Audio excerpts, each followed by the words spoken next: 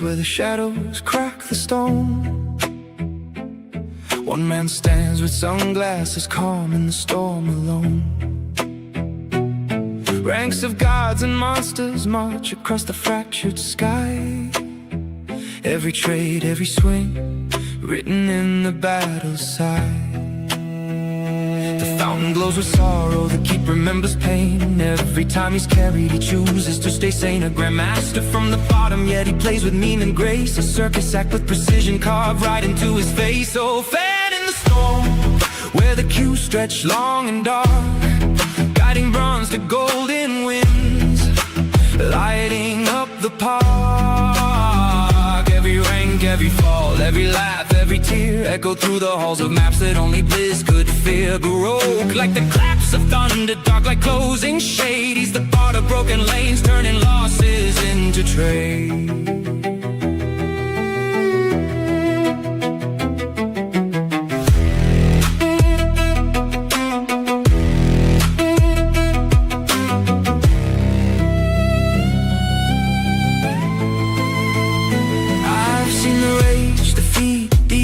Sweaty night, but still he hits the fountain, makes the medevac feel light. He'll take a hero nobody, yet he'll ride it to the top, turning GG into carry while the sidelines all applaud. One more match, one more stream, one more out, one more bet. History of HOTS every time he's not done yet. BlizzCon in his memory, every trophy in his chest, yet he scrolls right back to bronze where the weakest need the best. Oh, fan in the storm, where the builds are made to break, where the enemy keeps screaming and the heroes start to shake. Every call, every pick, every meme, every cue stitched inside the soundtrack of the world we play through. Baroque like the orchestras that honor champions true. Dark like night on Storm League, bright like GG, we're through.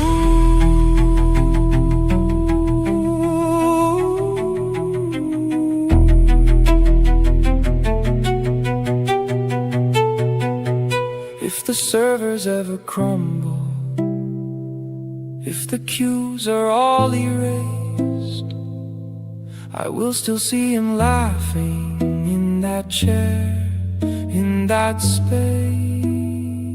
No more keyboards, no more mics, just the ghost of every lane, whispering his name in Latin, like a hymn outside the gate.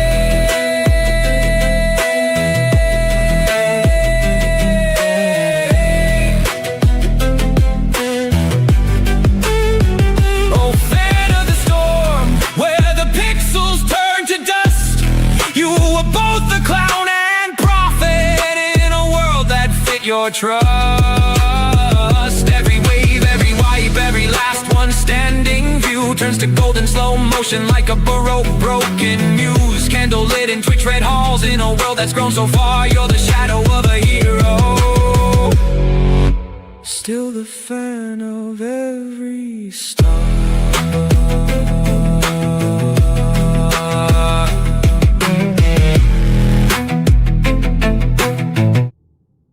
Test. Alright, test complete. Time to feed. What's up, Captain Falcon? Truth. What's up, No Balls, Askrim, Mitchell, Rolls, Where I Look, Invincible, Sasani, Rosor. Welcome to the testies. Scatter. Still under the weather. Still sick, but hopefully getting better. What's up, Burrito? How's it going?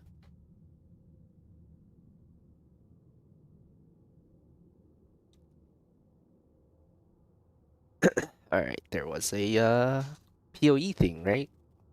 Some PoE 0.5 thing. Let's see. June just linked this. What is to this? GGG Live. We have a huge amount of stuff to share today, Check this so out. it's going to be a good one. Twitch drops are enabled on today's live stream, so you'll be able to claim the Red Queen's font hideout decoration by following the instructions below. What up, Boral? Okay, so with that out of the way, time to roll the trailer for Path of Exile 2, Return of the Ancients. Those in darkness once lay dormant, now return.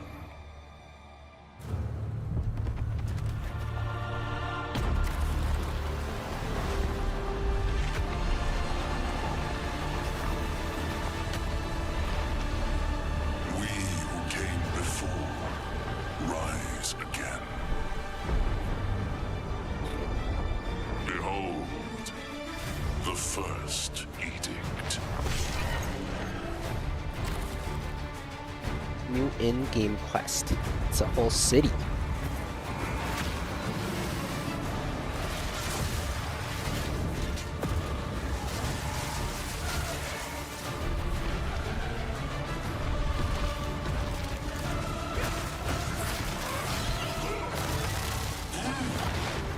It's like Imperial. This is PoE2.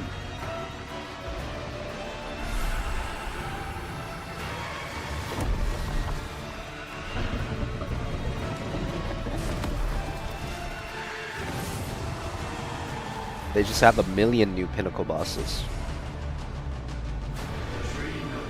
That's cool.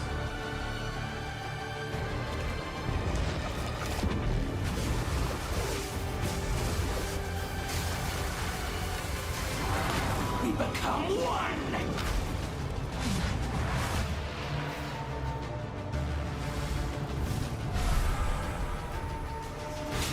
You are completely alone.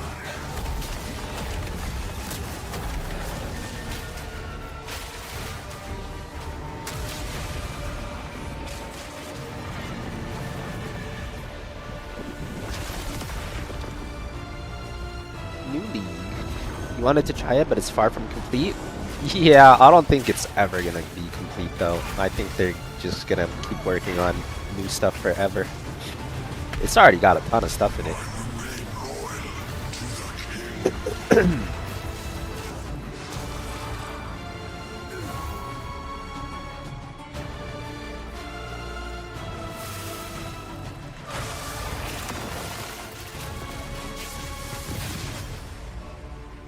Hunt like it's your last. Continue the search. See what you can find.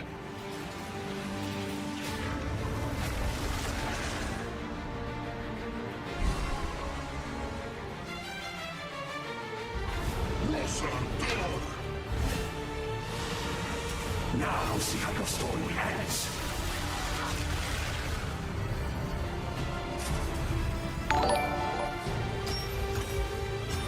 Ninja Taco 123 just resubbed for 5 months. Thank you, Ninja Taco, for the 5. Welcome back. Martial Artist Ascendancy. Is that a new one for Monk? Well, maybe I'll play that one.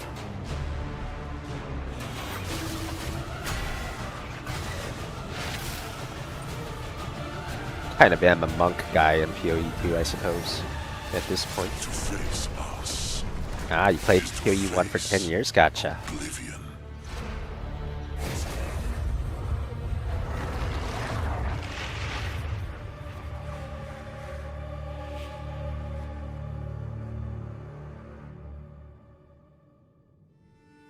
And those are some So good as you can see, observations. True. There's just so much going on in Return of the Ancients, it's hard for even us to keep track of it all.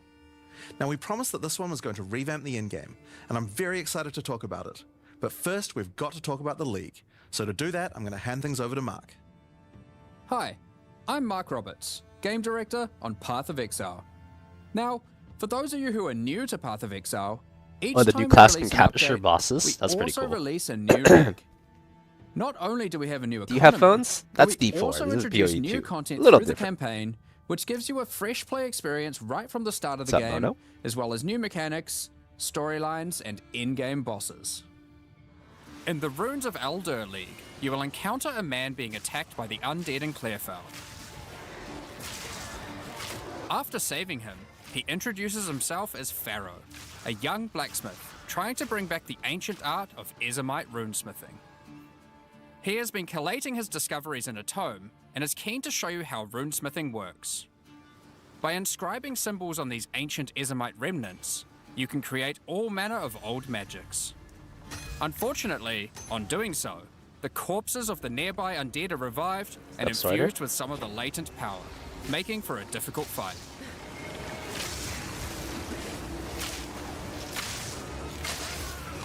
After defeating these monsters, Pharaoh realizes that runesmithing is a dangerous business, and he is going to need the help of someone a little more martially inclined to discover these secrets.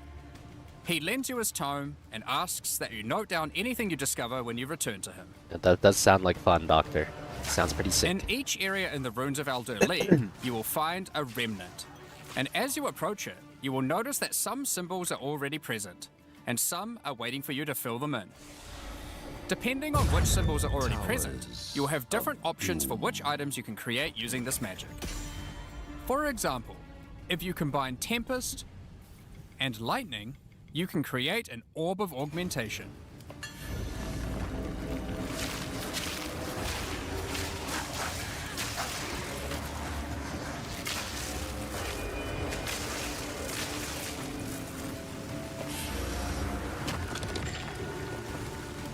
But be careful.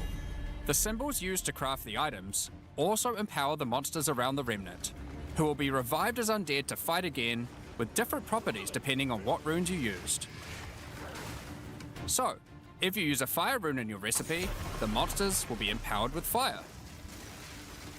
Interesting.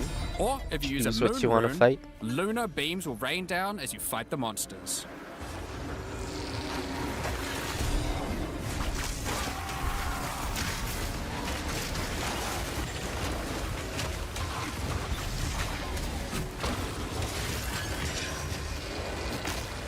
After the fight, break the remnant to receive the item you crafted. As you get higher level, Yeah, you will some people in start to bronze find definitely remnants do with troll. more slots for more runes, allowing you to craft rarer items. As the number of slots increases though, more waves of monsters will be added, with each wave being empowered by more and more of the runes.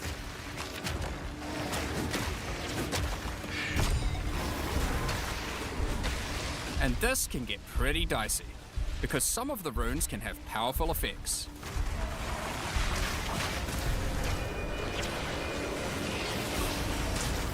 What's up, Eon? Like the Oath rune, which will cause one monster to be nominated as a leader, spawning waves of minions. The leader itself will be invincible, but killing its minions will deal damage to it.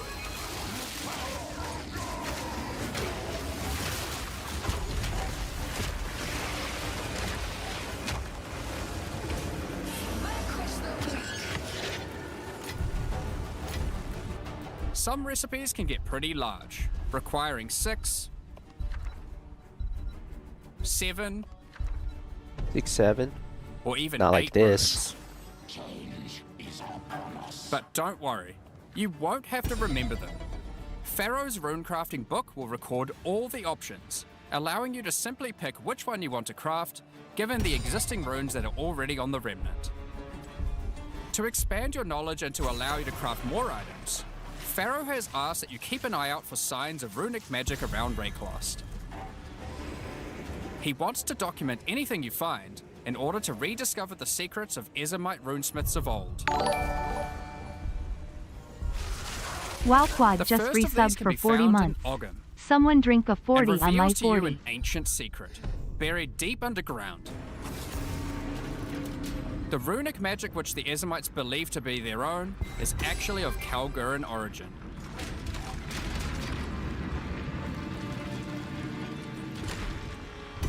Thousands of years ago, the Kalgurans came to Rayclast to find sources of verisium, a metal on which engraved runes allow control over reality. Pharaoh is determined to learn these ancient ways and gain mastery over them. If you can bring him more Is it there? Today you found out Chen is easily countered, just stay back so you can't stack? Yeah, Chen is pretty easily countered. That's a big reason why he kind of sucks right now.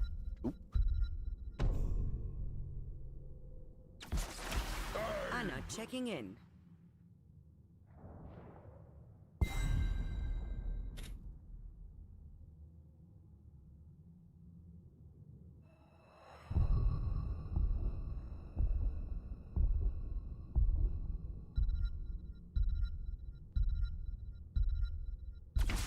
I hear the call.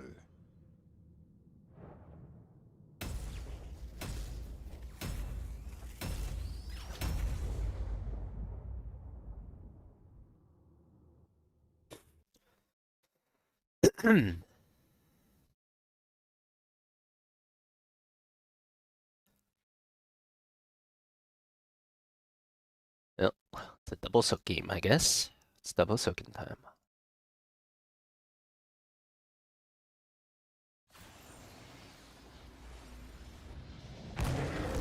Get ready for combat, heroes.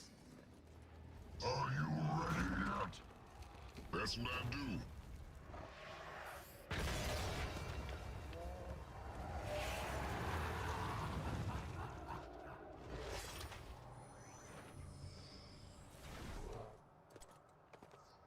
Battle commencing in 10 Thank you, Arrow. Still sick, but that's life, you know? 5, 4, 3, 2, 1. Fight! Kill!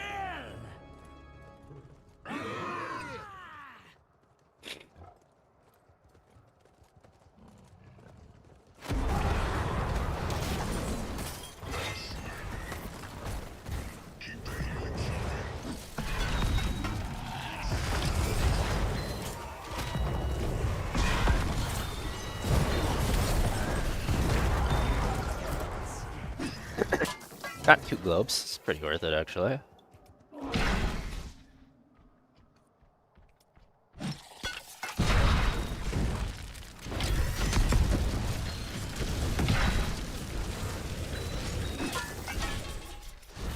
The Haka at level 1 is when he's the weakest. He has no essence right now, so I'm just gonna beat the shit out of him right now.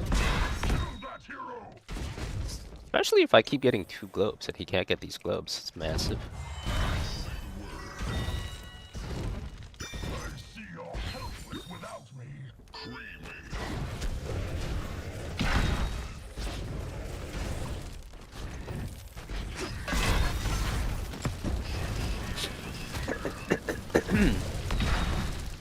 Alright. Now he has no essence and he has no HP. So he's gonna go middle to avoid me probably, but he's gonna miss a wave if he does that. -1 wave. He's actually clearing middle so slow, I'm just gonna stay up here. Someone else can catch it probably.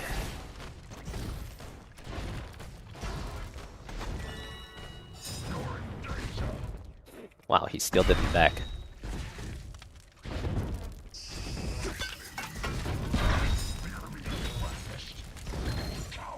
Choose a talent. He's going middle again. He's gonna miss a lot top then.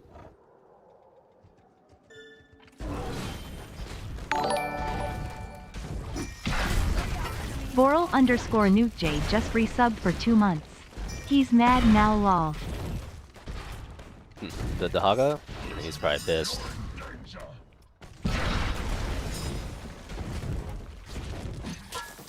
Welcome back, Boral. Thanks for the 2 months. Not long now. The altars are rising. Alright. Ready yourselves. My We team's must kind of claim 4v5ing them, first. so I gotta make sure I get this double soak. It's unlikely the team will win 4v5, but even if they don't, the other team is missing so much soak. It's gonna be worth it for us.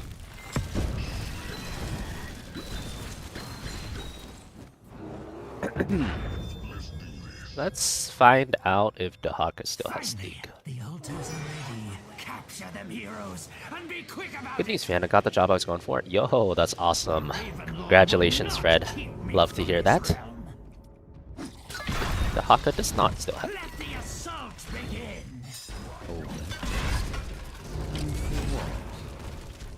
Yes, heroes. Activate the towers. 40-0 game. There's like, this is like a crime what's happening in the solo lane. They're not winning the 4-man either, even though he was down there 4v5ing. So, not looking good for the other team here. Pretty criminal.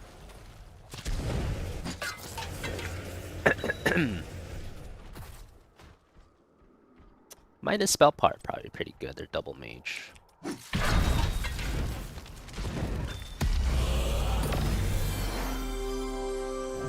He's just gonna sack another wave. Okay.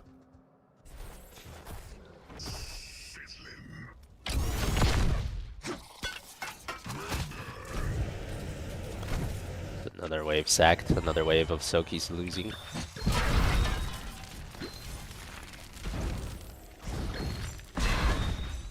On my way.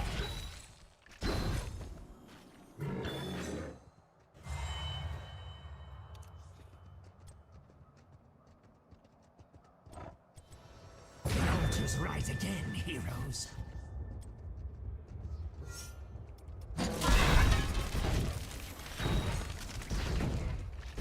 Hey, that's good news, Fred. Rune.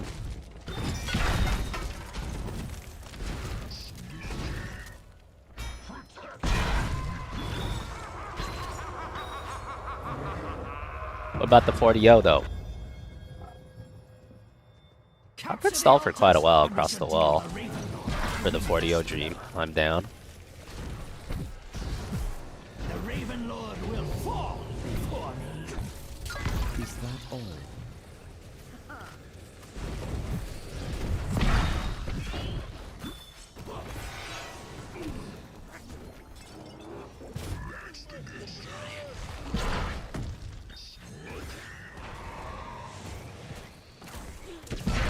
Choose a talent.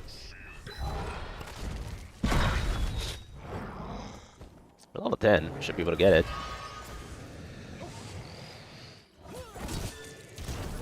Audio Dream is still alive. I'll go. Destroy the Raven Lord. I am on my way to victory.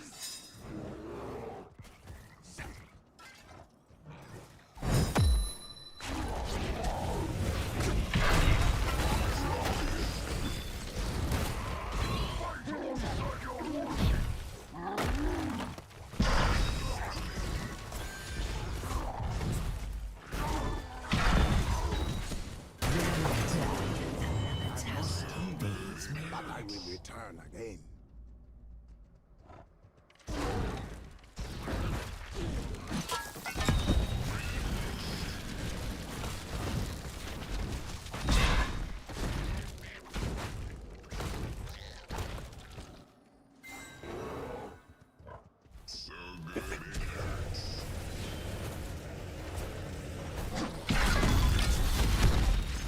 Don't know where he was going, but he's not going there anymore. Be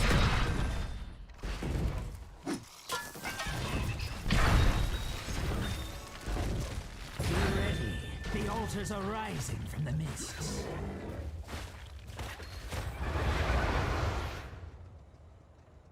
Another 3 shots. What the hell's happening over there? Is he lowering his HP to swap? Probably.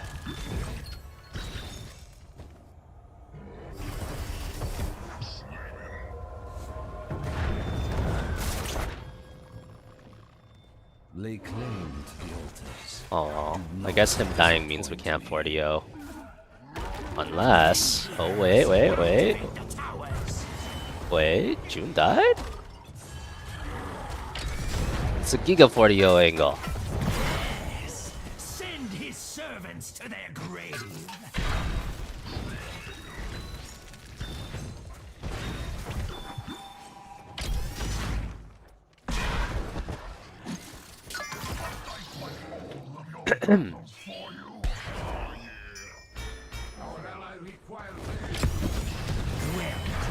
Kobe.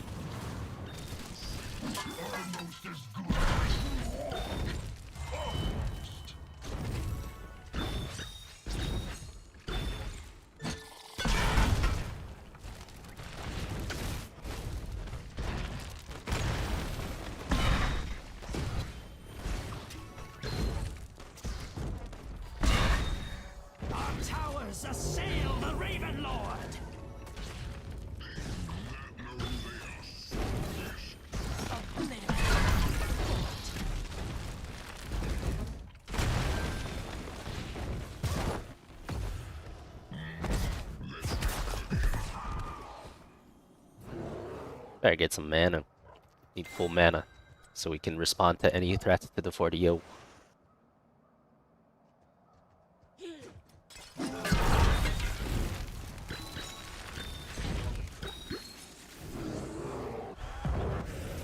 I don't think top 4 matters. What matters is my team cannot die. If they ever die, we won't 40-0. So I'm just gonna stay bottom from now on. Make sure they don't die. Rick Malonga just resubbed for 53 months.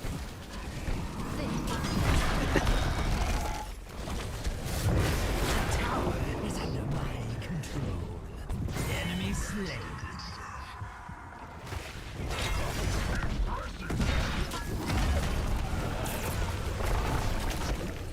Enemy slain. Rick, thanks for the 53. Welcome back. Much appreciated. Mal'Ganis sleeps me before my stun can hit him. I thought.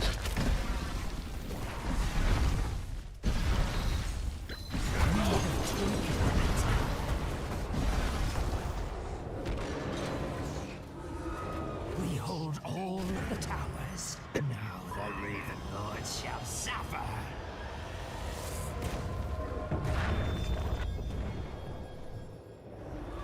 The altars belong to those. One team started at 1 HP, would that be too unfair of a power spike? Perhaps. I mean, it is a very big power spike, but that is also a big disadvantage. That is a lot of lost HP. Probably balances itself out. It's weird to see a spark differential when everyone is roughly the same elo. Everyone is not the same elo. That's not true for GM games. There can be like a high GM player, and then there can be like a plat player.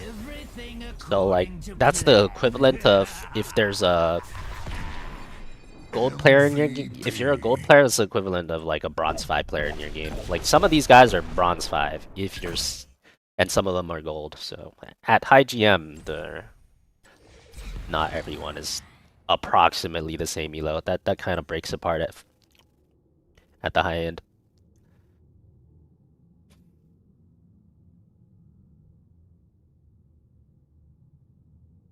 Audio, the dream, Pago. Alright, give me 1 sec. Bear me 1 sec.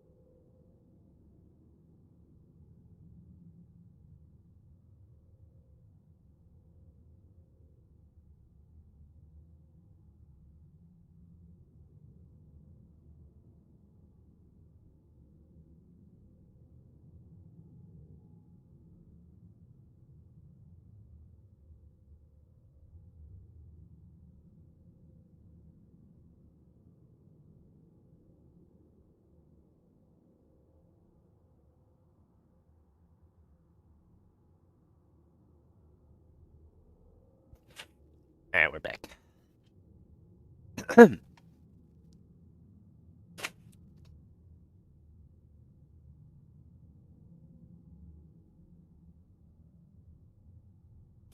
Fans mentality, everyone below GM may as well be bronze. No, that's not quite my mentality. It's actually completely mathematical. So if you're talking about a high GM player that is playing seriously, you can rate them about 8 to 9,000 points.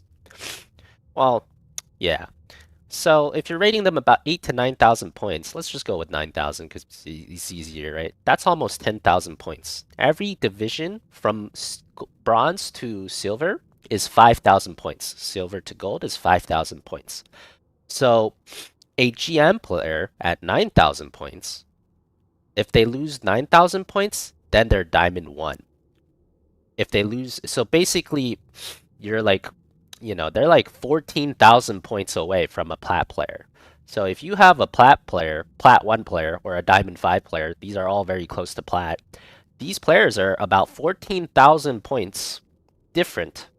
They're 14,000 points below the high GM player. So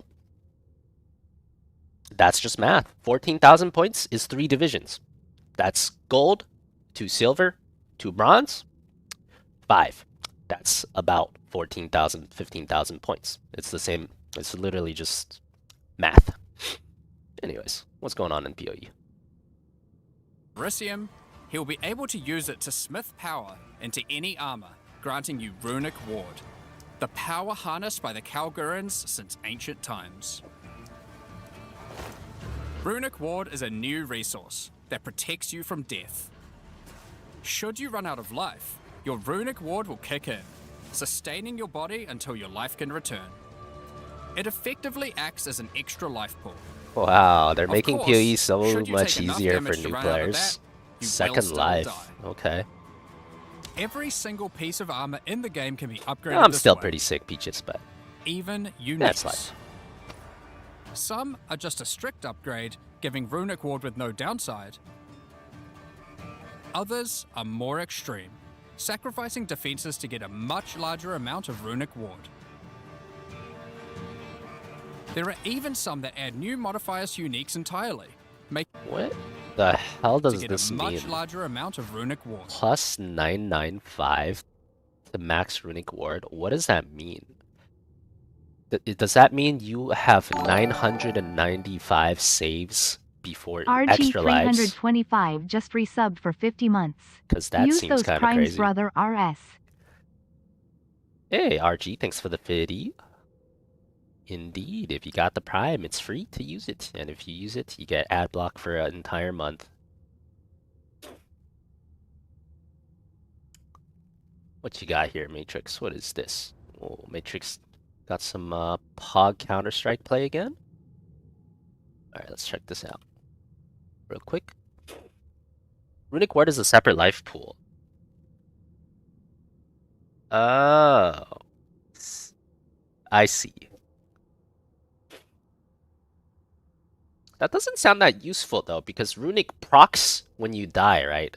So I kind of feel like even if it procs for 1 extra life versus it procking for 1,000 extra life, it's like, it's not that different. Yeah, it's a little different, but like, you know, usually in PoE, you're dying from something that deals you like 70 trillion damage to you, and you're instant dead. So just preventing that 1 instance seems like all you'd really need. Let's see. What's Matrix up to in Counter-Strike?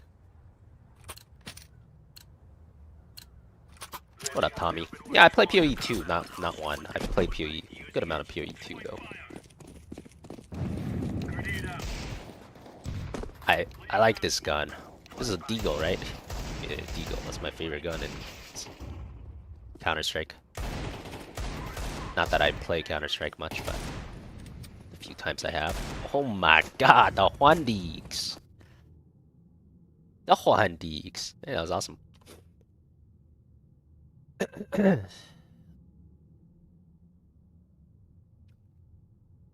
Matrix, the aiming machine, I respect it.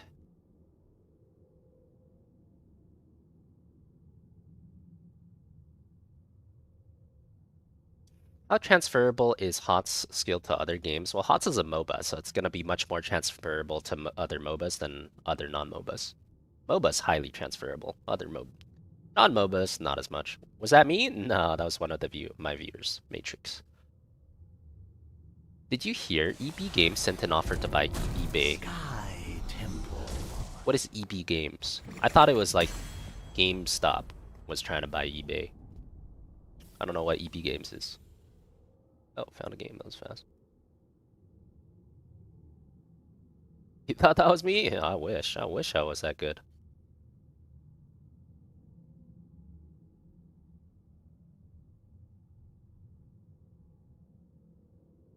Oh, if you get hit by more than you have, you'll still die. So it doesn't prevent the death no matter what. It's literally just added life. It's just life. It's just like an emergency life. Huh. Actually doesn't sound that good. I see though. Good to know.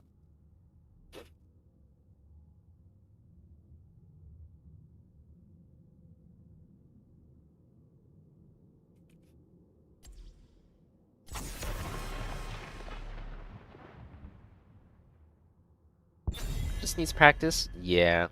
Makes sense. I mean, I feel like I could do it. I just don't bother putting in the time to do all that practice. It's fair enough. Plat placements.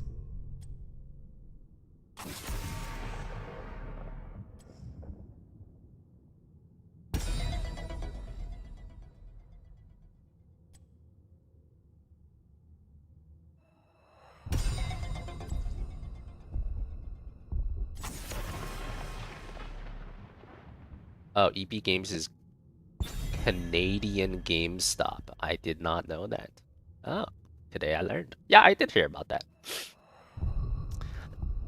I did hear about that offer. But eBay is worth more than GameStop by like a lot, so I don't know. I don't know how. I mean, it's just something that you hear is kind of funny. I don't know. It seems unlikely if it'll actually happen or not.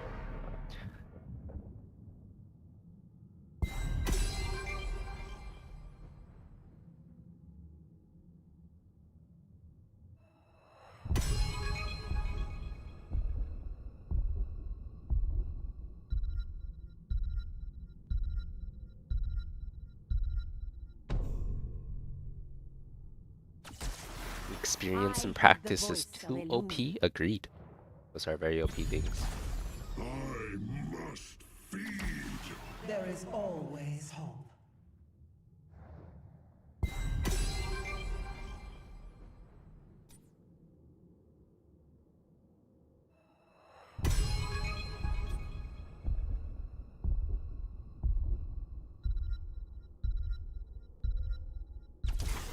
None shall flee my grasp.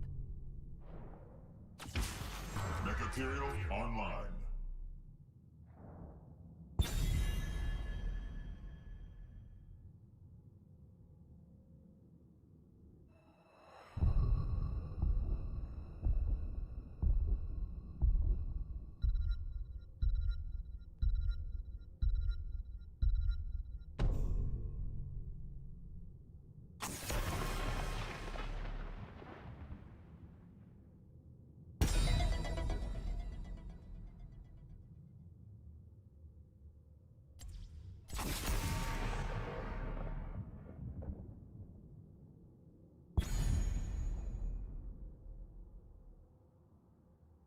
They're offering about 55 billion to get eBay. Yeah, I heard that. I think that number's pretty accurate.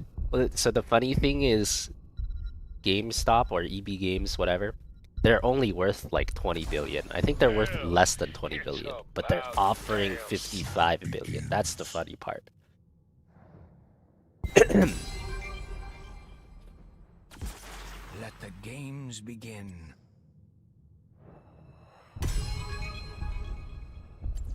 You know what? Truth was speaking nonstop about how he liked seeing me play Murky. You know what? Murky time. Let's do a Murky game. My blades are yours. Hey, you make it. It's already very impressive how good you are at HOTS, considering you have way less experience in it, Matrix. GameStop's worth like 11 billion. Yeah, there you go. And I think they have like 9 billion in cash or something. So like overall, isn't there about 20 billion, maybe? But yeah, I don't know. It's just like 20 billion company offering 55 billion to buy another company is just funny. Just raises a raise of the eyebrow situation.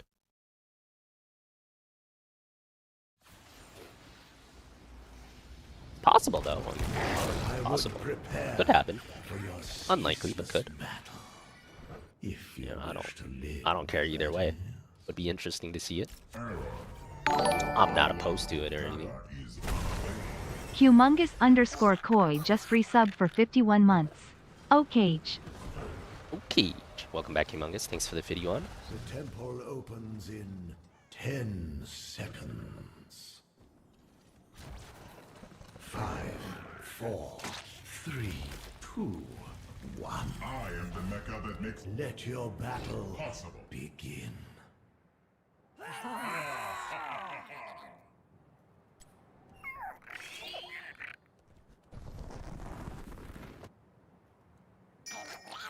Material AI. Oh, he's back already.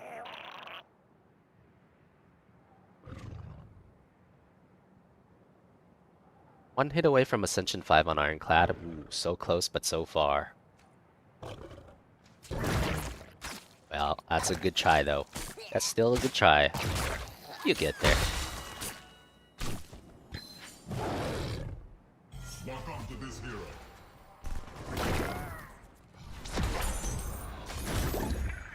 I am the mecha that makes the impossible possible. I am the mecha that makes it possible. Alongside you.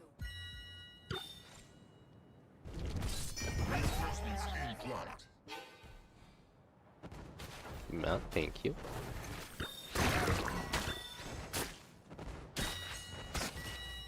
Beware. I sense danger nearby.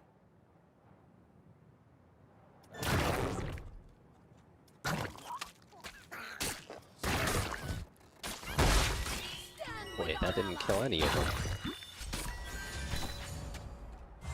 That sucked.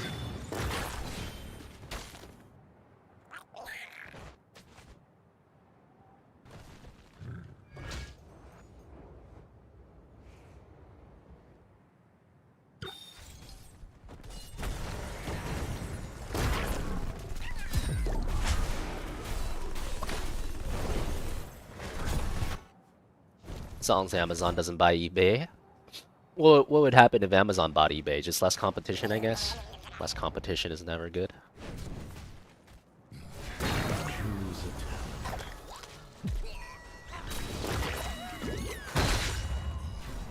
Now, I don't actually use eBay. I don't actually use eBay. I don't know anyone that uses eBay, but kind of surprised eBay's still around and it's like quite big. It's kind of surprising to me, actually. I respect it though. Seems like a soaking game. Just soak.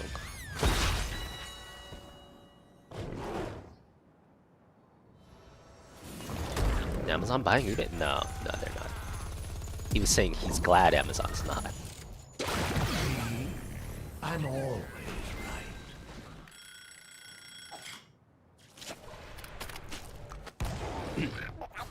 right. Yeah.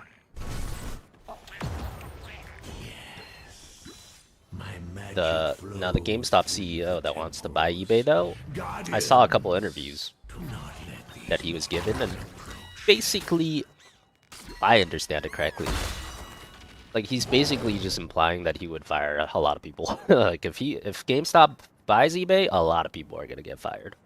He basically said that the company's too bloated. They hire way too many people. They don't need that many people, and he could fire a ton of them and increase profits that way. So if GameStop buys it, that's probably what's gonna happen, to my understanding. Not that I've looked into it very deeply, but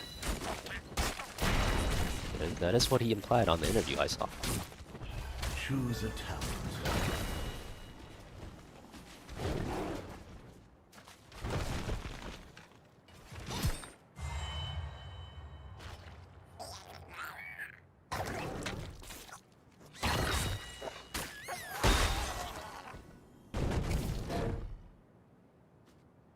Last time you bought something off eBay was like 2009. Yeah, same here. Same here, man.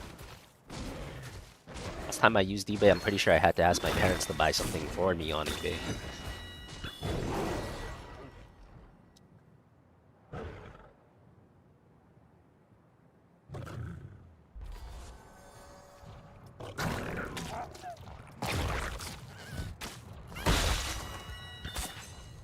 Retreat now!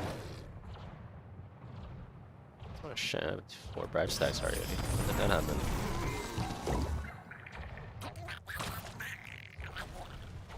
A lot of people still use it. Yeah, I heard. I'm a little surprised, but it's cool. It's cool. eBay was awesome. Happy to hear it. You're a top seller. Nice.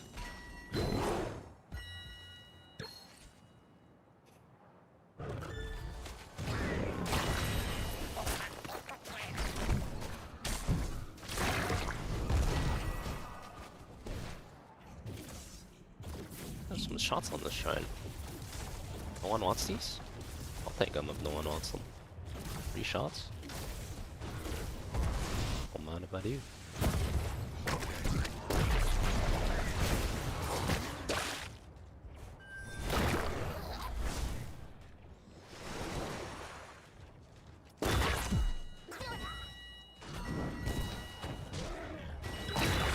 The magic of the temple sleeps. Until I Boomer choose economy is massive. I believe it.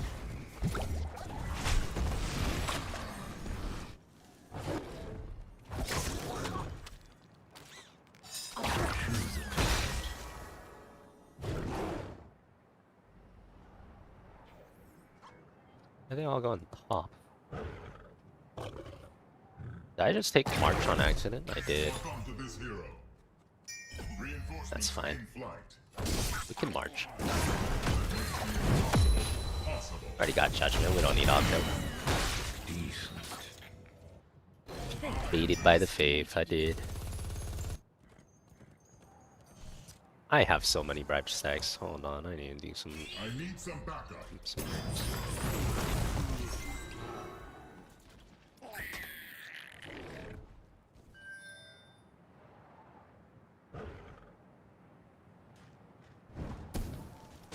Big with car mechanics. I'd imagine it's big for like Pokemon cards and shit too. I keep hearing those are all the rage. That's cool though.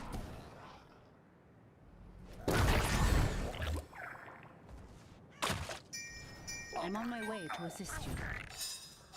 That is not gonna happen, buddy. And I hope someone needed it.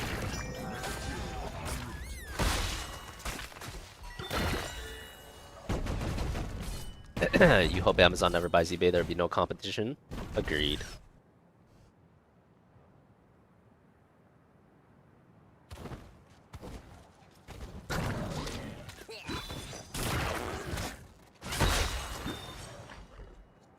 East Trading Card Game Layer. Also owned by eBay. Alright, we'll count that as eBay then.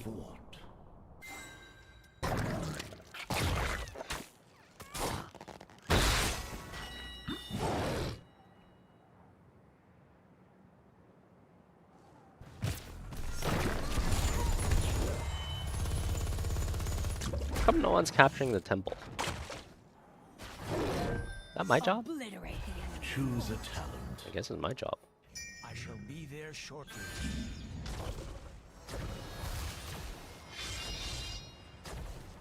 Doesn't eBay own PSA? Do they? Does eBay own the PSA thing? I did not know that, if that's true.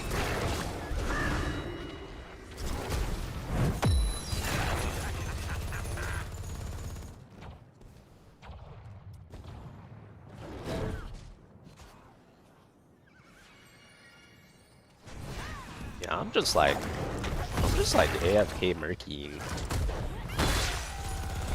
Pretty good so far. Working pretty well so far.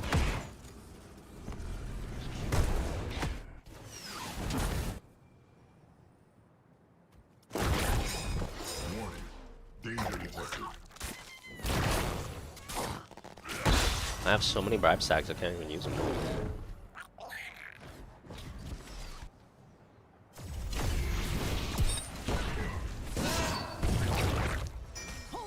June is the Icus.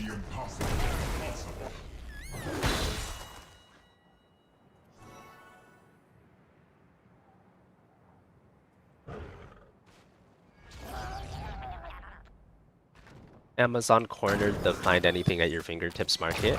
Yeah, I mean I think most people only use Amazon. I mean I'm with you, Arrow. Like I don't use eBay because I got Amazon. Not wrong.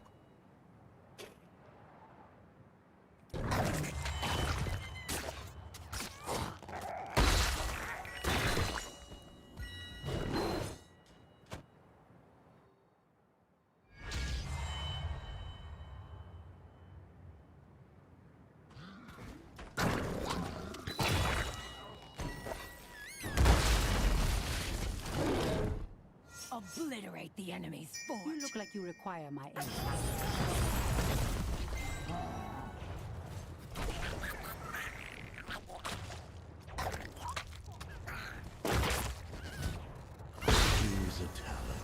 Want to go top, but if they're gonna do this, I need to stay around here just in case shit hits the fan.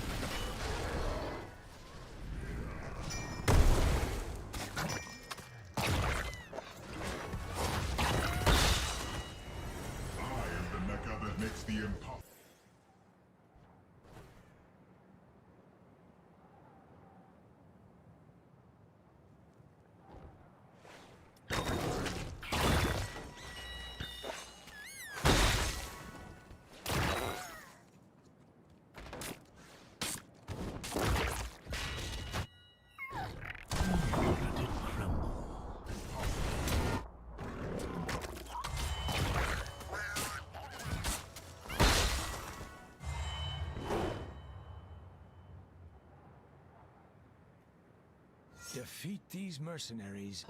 How do we mess up this push? Well, we could do it by not pushing, or we could avoid messing it up by not pushing, I guess. Yeah, we just didn't push. Fair enough.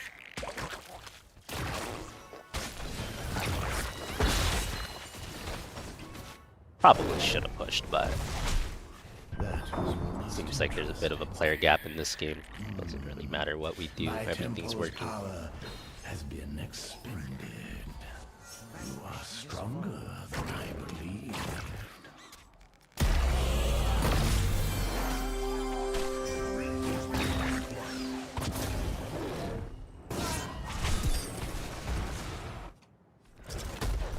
This game's so easy. Player gap. There's some kind of player gap in the game. Our players are better.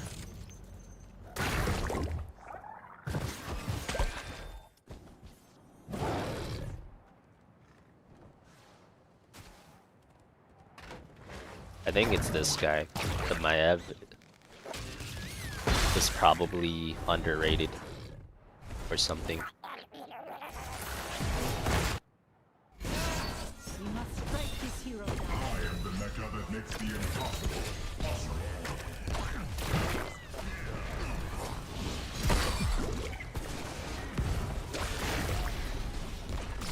Enemy slain.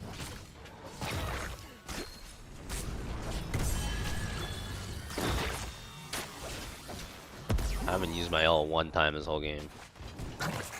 But using it here doesn't really seem very high value. Guess I'll just keep holding it.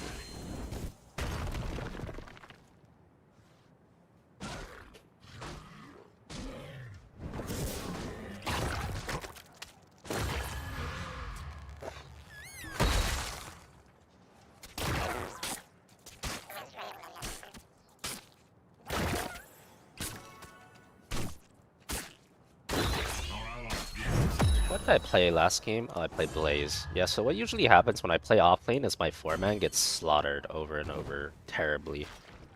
So the difference this game is my 4-man, and last game is my 4-man's not getting slaughtered, they're winning. So I have to look, why is my 4-man winning? It's not Isa, it's not this guy is...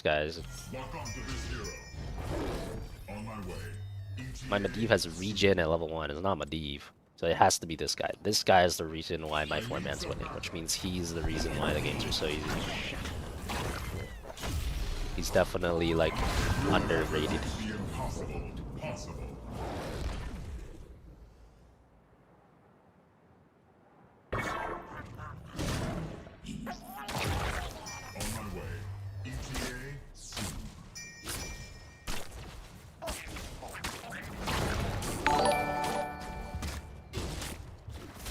___ just resub for 33 months. Look into my eyes, fan. Look into my eyes. That's what I'm saying, you already know. They gonna be looking soon. No heal, welcome back, thanks for the 30. Although the enemy team's catching up a lot here. And my team is like eager, they're all like insane chain beads.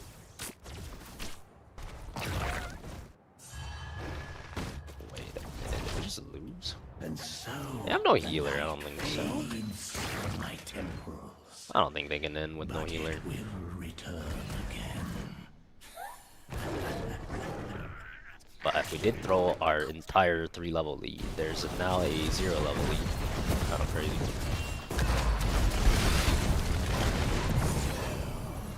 My thumb didn't even go off.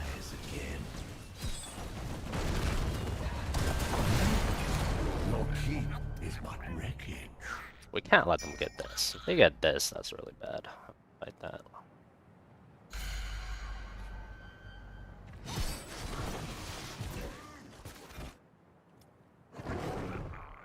Maybe my March will finally do something. No. Call it off, they don't want none of that.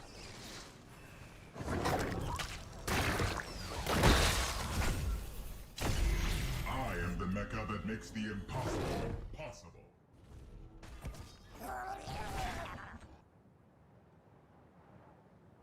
I'm on my way to assist you.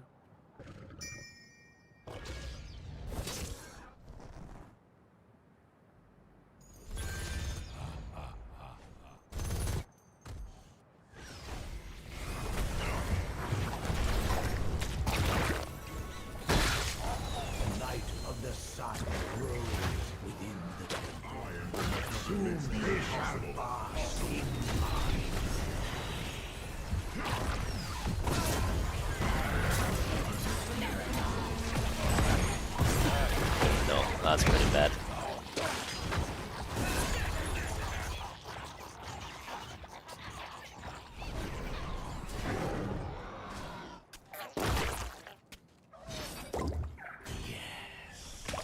My magic flows through the temples.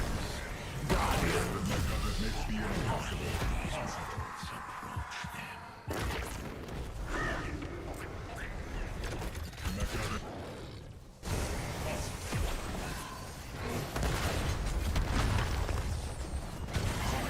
Mecha that... Man, my team is running it down like there's no tomorrow. Crazy run it downs, actually. Well, GG, I guess.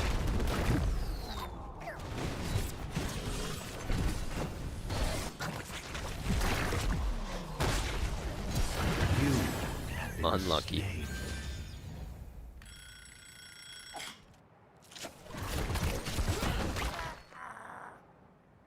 Should have destroyed the keep? Yeah, I should have destroyed this one, but I was worried they were gonna core, but there's really no way they could have cored.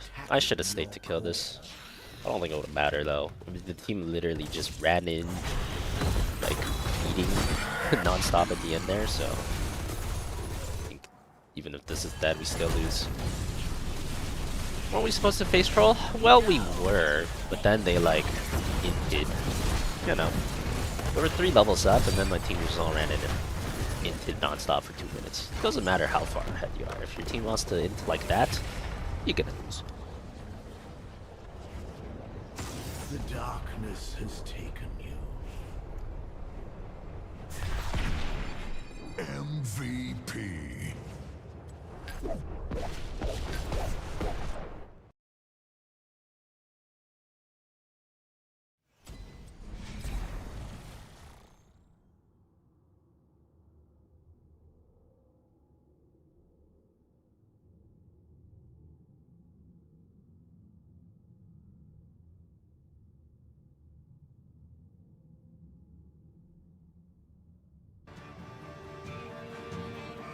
There are even some that add new modifiers to uniques entirely, making them much more viable for higher level play. But the Kalgurans use Runic Ward for more than just a defense. It can also be used to power many other magics. Instead of using gems created from corruption, the Kalgurans used runes of power and fueled them with Runic Ward. Many of the options available from Remnant crafting are new types of Kalguran skills that exclusively spend Runic. Destroy the keep and in this march to threat the core. Well, they had 4 people pushing. I had 1. So if I don't go back there, they could potentially just kill our core. You know, like I had to go back eventually, or they could kill my core. My entire team was dead. There's no one alive. If I stay top and do the line you're saying, I stay top, kill the keep, get endless march, start endless marching their core. They don't need to go back. They'll just kill my core. 4 people will kill my core faster than 1 person can kill theirs. Ward to wreak havoc. So that I don't think that's reliable. An example is Triskelion Cascade. Using it will cause your next spell to be triggered multiple times in a Triskelion pattern. You can use it with skills like Ice Nova that you cast from yourself, or with something you target at a distance, like Comet. There are also skills to modify existing effects using runic magic, like Frost Flame Nova. Using this skill on a pack of burning enemies will transform the Ignite into Frostfire, both burning them and building up freeze at the same time. You have basic buffs like Hollow Shell that guards all nearby allies, to more complicated mechanics like the Mark of Repulsion that creates a mark capable of pushing away all nearby enemies. Instead of spending mana, like skill gems do, all these skills cost Runic Ward, and unlike gems, they don't have a color. This means that they don't care about attribute requirements, or what kind of weapon you use. These skills are designed to be used on any class, and so often interact with mechanics that apply across many characters. By combining different runes together, the Kalgurans were able to support their runic abilities, and you can as well. There is also a set of runic supports that can be combined with regular skill gems in interesting ways. Concussive Runes allows you to add these concussive shockwaves to any. I hope PoE 2 doesn't get like too complicated though, like PoE 1 is. Like they made PoE 2 because PoE 1 was so noob unfriendly and it's like so hard and so there was so much shit in the game, right? It kind of feels like PoE 2 is gonna go that way eventually too. So they're adding this new thing that costs Runic Ward as a resource. So now you're gonna have Runic Ward as a resource, and you still have the spirit stuff as another resource, and you still have like mana, and you still have like normal spells. It seems like they just keep adding more and more stuff. And this is like the 3rd layer of different resources that you need to be accounting for. That's a little concerning to me. It might be like too complicated if you keep just adding layers and layers and layers. But so far it's fine as long as you've been playing every season. Well, that's my point. That was the problem with PoE 1. If you haven't played PoE 1's fine if you play every season. Yeah, if you played for the last 10 years, PoE 1's fine. But nobody is gonna start PoE 1 when they haven't been playing the last 10 years. They couldn't get any new players because of that. So that's kind of the problem. If PoE 2 is only fine because you've been playing every season, then that means no new player is going to want to play it because there's too much for a new player to understand. If they haven't been playing every season, kind of like the same trap. My eyes.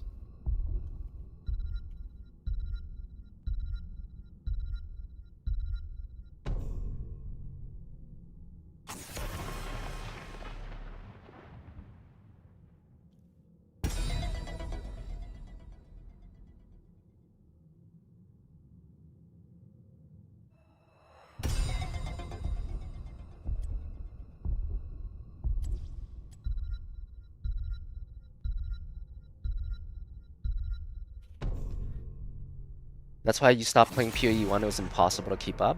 Yeah.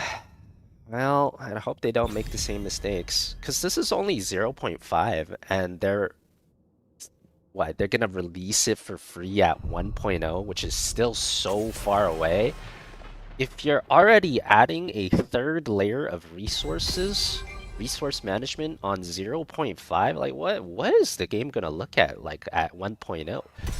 Like, isn't it just gonna look exactly like PoE 1? There's gonna be so much complexity in the game. And 1.0 is when they release it free to play. Like, if there's that much complexity in the game by 1.0, what new player do they expect is gonna play it? I feel like there's no one. I feel like 1.0 is not gonna matter at all. No one's gonna play it. No new players will want to play it if there's like that much complexity. But hopefully, it doesn't go that way. All shall suffer.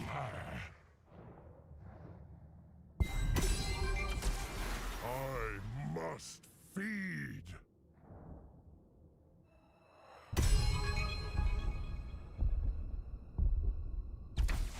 For the alliance above all.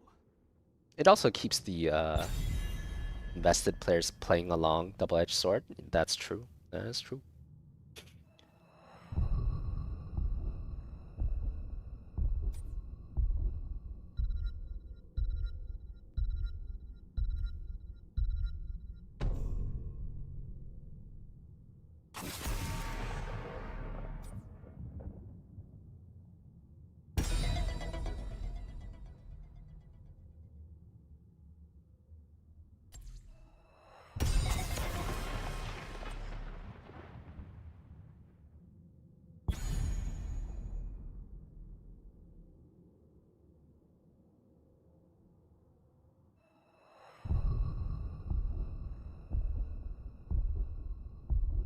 True or false, high skill cap heroes have an outsized carry effect at lower elos?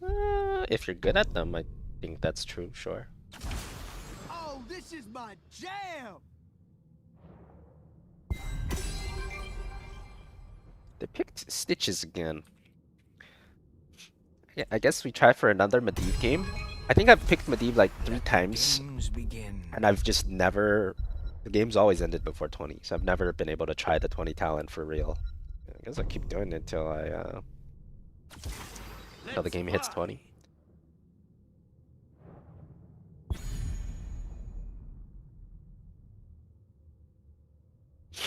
Is it too late for you to start playing this game? You're gonna get into matches with people that played for years. Yeah, that probably will happen. That's true.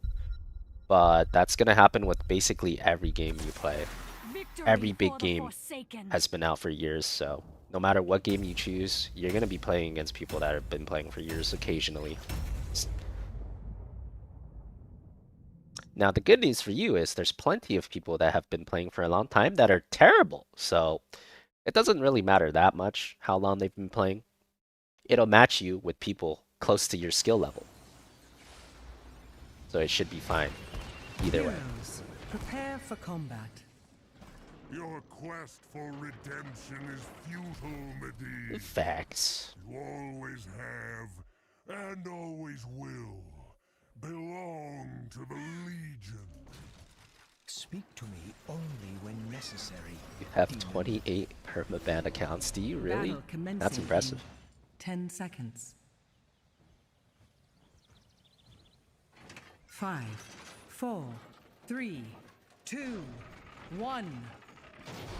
Unleash the dragon's wrath.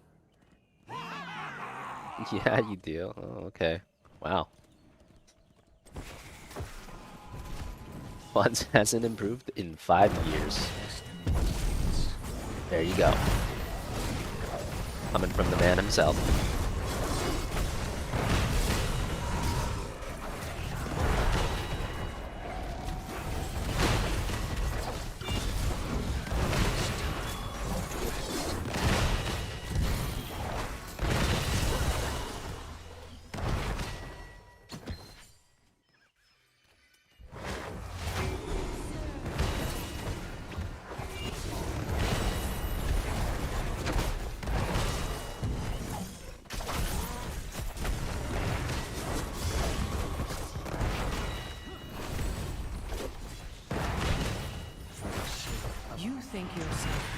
to wield the Dragon Knight's power? This is so weird. I've never blocked a level 1 rotate this long before. But we blocked them for so long, it's hilarious. Returning to base. And no one's dead. What a funny game. But it's like, we were not soaking bottom either though, so I guess the block doesn't really matter that much. Good for my stacks though. Capture the shrines, inherit the Dragon Knight's power, and lay waste to this forsaken Wow, Cod, thanks for the kingdom. 40 man. Welcome back, appreciate it.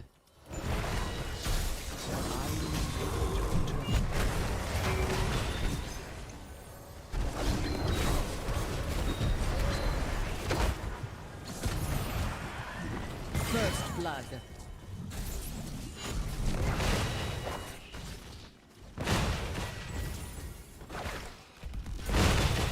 I will endeavor to return. Choose a talent.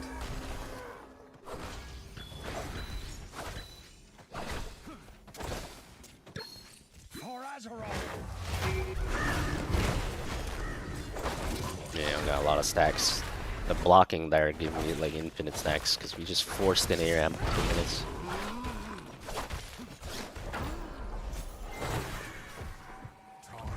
Cannot be stopped.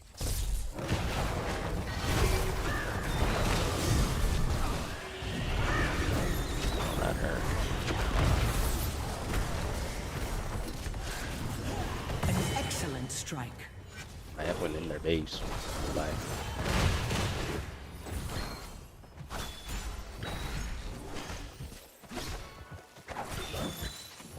Begone!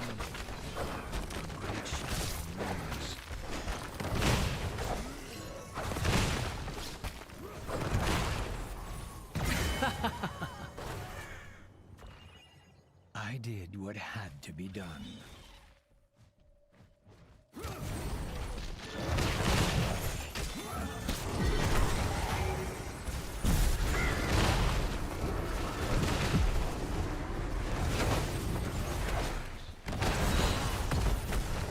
Your foes will rue this day.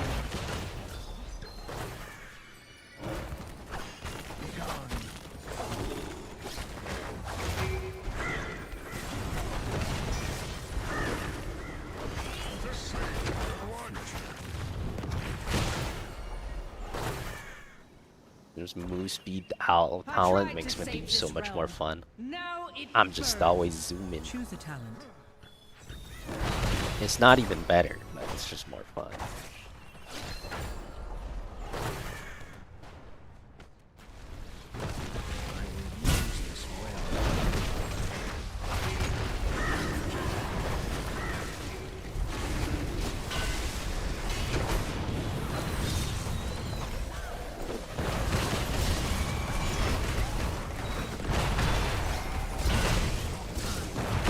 Killing blow. Double kill. I have seen enough. Well struck, heroes. Exemplary. Killing spree. Your enemies fall before you.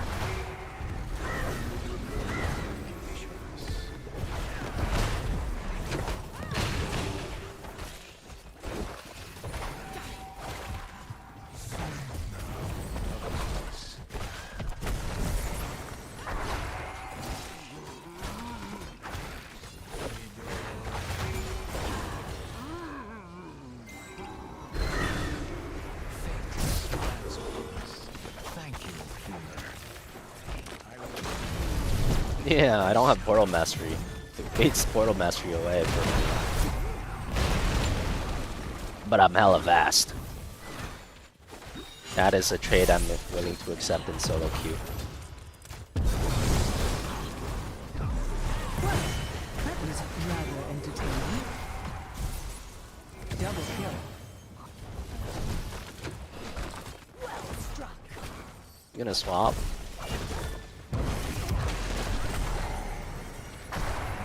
Apparently he is not going to swap.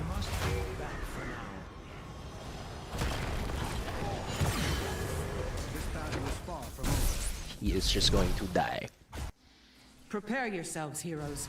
The shrines will soon be active again.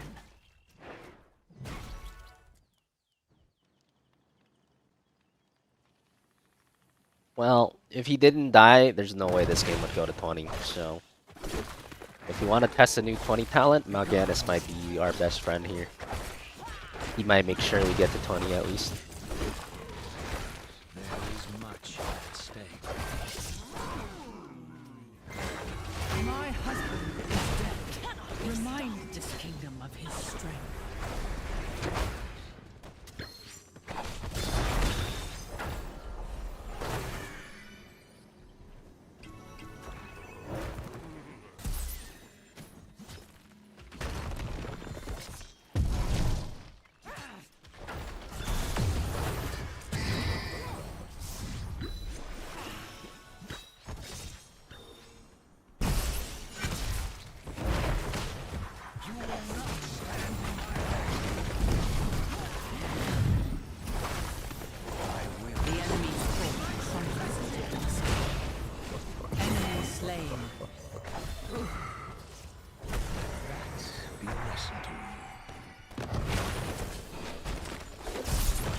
Mayhem.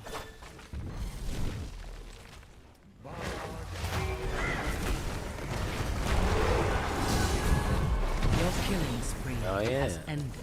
They can mind control. Warm up beat. Listen and obey. We're getting to 20 boys. I believe.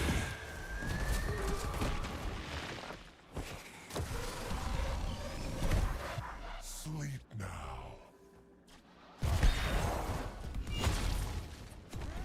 Incinerate all who oppose this realm's rebirth. Choose a talent. You know, he like waited like a second there before he pressed the R. Like there was a second when he was not silenced and he was just wiggling. If he pressed R right away, I think he would have lived.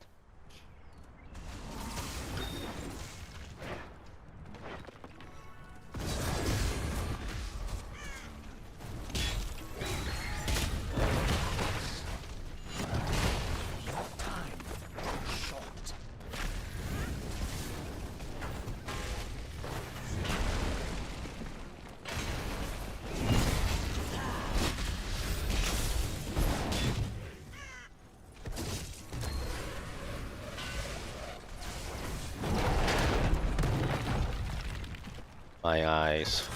My I eyes. will be with you soon.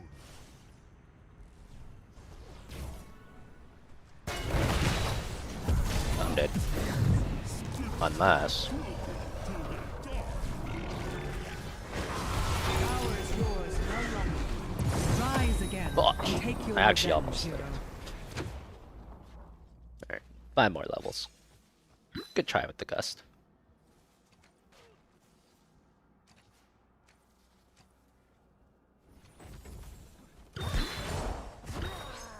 Thinking maybe I should have picked dude, I should have picked this one. Wait, since when is this 35% spell power? I thought didn't it used to be 20% spell power? They must have buffed it at some. When did they buff this? Just yet. So does this mean you can stack 70% spell power? Yeah, that sounds like a lot. If I have like AoE, or if I have long range 20 that does 70% more damage, that sounds insane. I really wish I picked that one. Well done. My magic is not. Double kill. Yeah, 70 is actually nutty. Exemplary healing.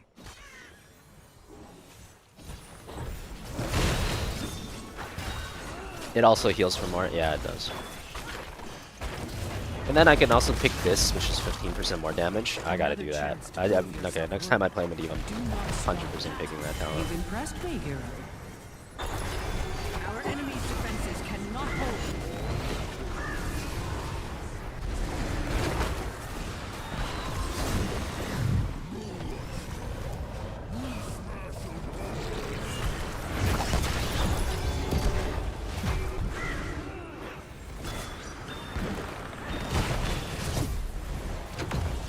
cold of the shrines. The Dragon Knight's power.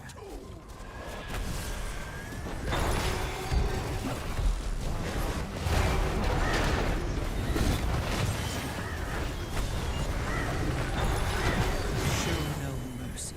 This cannot stand, hero. 3 more levels.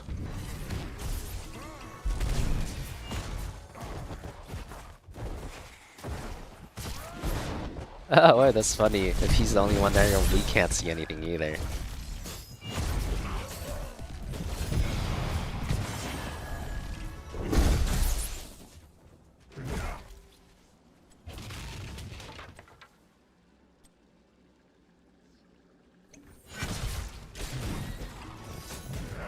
Can you auto-click your portal with a modifier key? No, I don't think so. You gotta click it manually, as far as I know.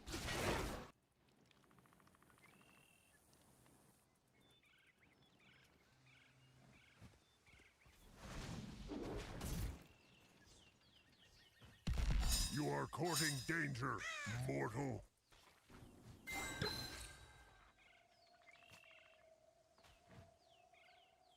Do you see any mobs?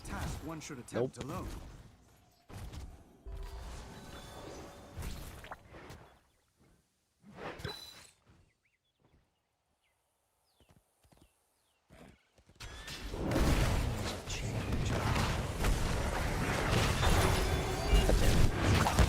God damn it.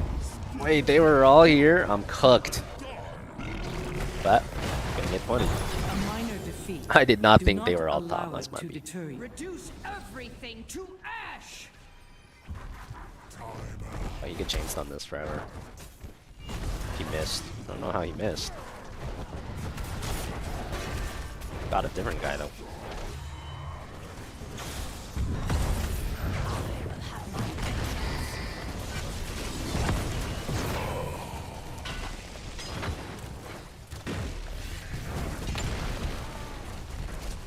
Oh, they got cleansed. Okay. That makes sense.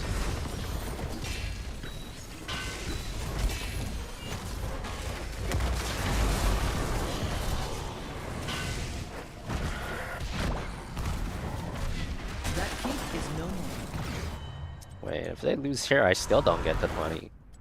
Damn. This strength was never yours to keep. Well, I think they... Oh, got me, Mal'Ganis? I kinda wanna test it in the new game anyways, because I don't have the Omega Spell Power talent. I want the Omega Spell Power talent though.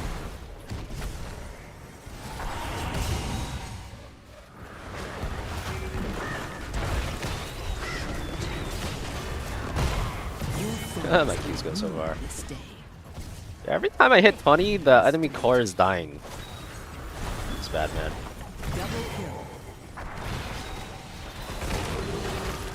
It does go super far though. I'd like to try spamming this somewhere that's not inside their core.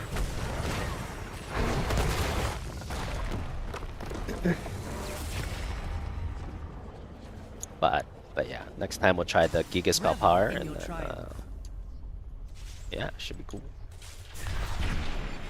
MVP.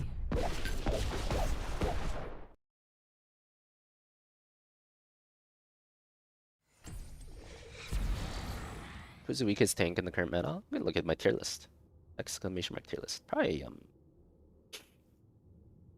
it might be Arthas.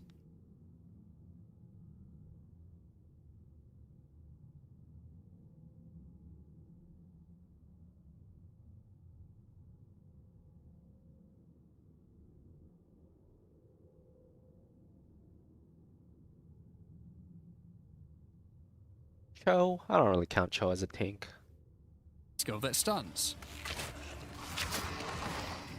While Runic Confusion lets you spend ward to directly empower the damage on any skill. Now, there are other quests during the campaign too that unlock even more interesting crafting methods. Buried deep in the jungle in Act 3, you can find the Mystic Refuge, containing even more secrets for Pharaoh to learn from. Using this knowledge, he gains the ability to reforge unique weapons. With this technique, many low-level unique weapons can be upgraded to do significantly more damage. Technique Wait, what was gains the that? ability. Let's see. What did he do to that perk orange? Using this knowledge, he This is a... Okay, 32 to 59 damage. Requires 11 strength. gains the ability to reforge unique weapons. With this technique, Now it's a level 33 60 strength weapon. Okay, so this basically is something that gives your low level shit into... can turn it into a current level shit. I like that. That's good. That's very quality of life for playing the campaign. Because that happens a lot, right? You get like a level 10 legendary unique. And then by level 15, 30 minutes later, you gotta drop it. That's cool. many low-level unique weapons can be upgraded to do significantly more damage. Now, we've been able to take a bunch of uniques that had interesting modifiers, but were not in-game viable, and give them a bit of a boost to get there. And it's not just low-level uniques. All Kalguran uniques are able to be runeforged this way too, and they can do some pretty interesting things. Like Searle's Grit, a new unique, which when runeforged can get one of several different outcomes. Now, there is still so much more that you can craft with remnants. There are also 100 new runes, as well as many other new crafting currencies. This Holy is shit. the runes of Elder after all, and some of these runes have quite powerful effects. And how are we supposed to get example, space to store This all that? elemental conversion You rune gotta will buy convert all the more existing stash mods tabs, on a I guess. non-unique weapon from one element to another. Using it, you could combine a I don't weapon know. with all I don't three know if I like elemental that. damage mods into a single element, making a weapon with massive amounts of cold damage. There is also a rune that lets you destroy your rune sockets to turn them into a dual socket on your item. And there are even crafting meta runes that can unlock new types of mods when used with regular crafting. For example, this Rune of Chronomancy will unlock a set of time-related mods to be crafted on your boots. Once placed inside, use regular crafting orbs to attempt to get new mods like cooldown speed or increased skill effectuation. You can also create a new type of currency called alloys. Using T0 regular Mount 0 metals alloyed with M13 just Verisium, resubbed for new 57 modifiers months. not normally available can Evening be fan, directly evening crafted chat. onto your Haven't been items. able to catch the stream much lately, but Using happy to em- be back. Welcome back, Tom Tom. Thanks for the 57. When will the new Bronze GM begin? Well, we need a new Bronze 5 account. I don't even think I have a Bronze 5 account. It'll probably be next season. Sometime next season.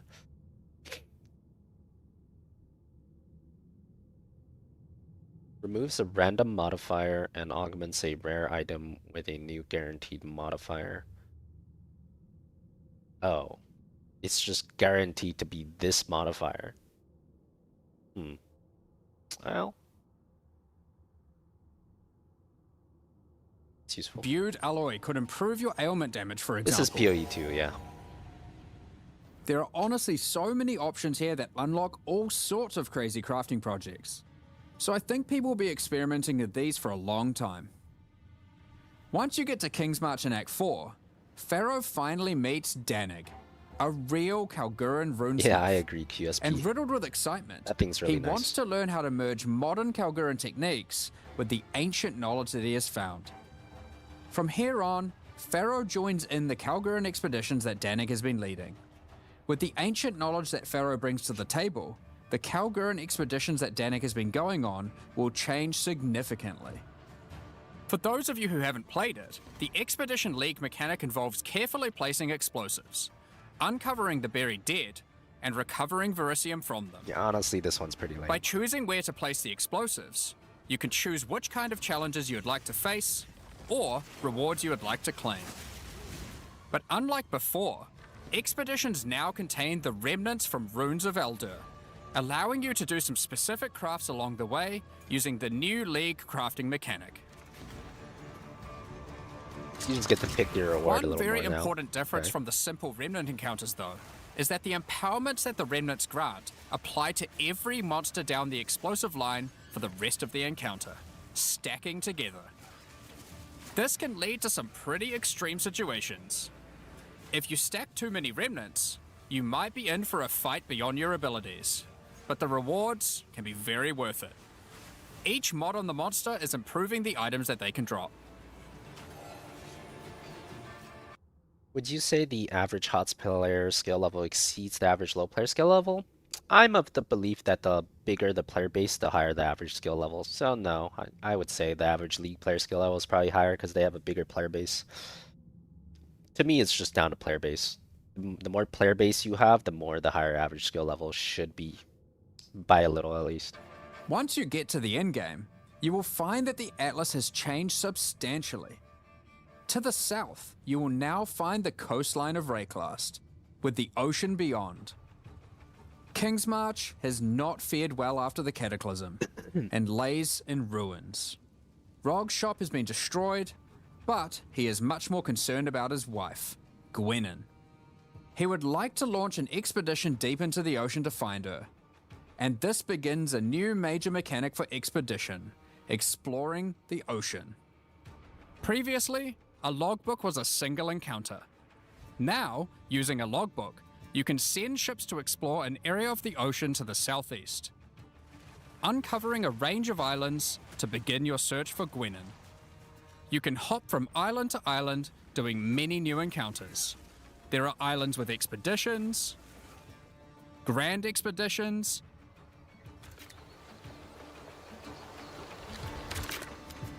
new bosses. I mean, this is like kind of a cop-out to me. This is the same thing as like the previous endgame. They just reskinned the map part to look like an ocean.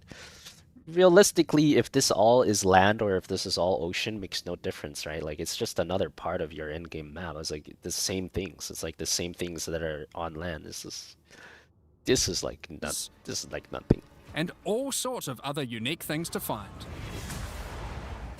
Eventually, you will find the island that Gwenyn has been holed up on. It turns out that she has found the tomb of an ancient Kalguran, Medved. While she appreciates you coming to her rescue, she is still keen to blow open the doors of the vault and take whatever you can A lot of find HOTS players have been inside. playing for a decade now, so have a lot of League players. League came out before HOTS. It's just a shame that Medved isn't as dead as you previously assumed.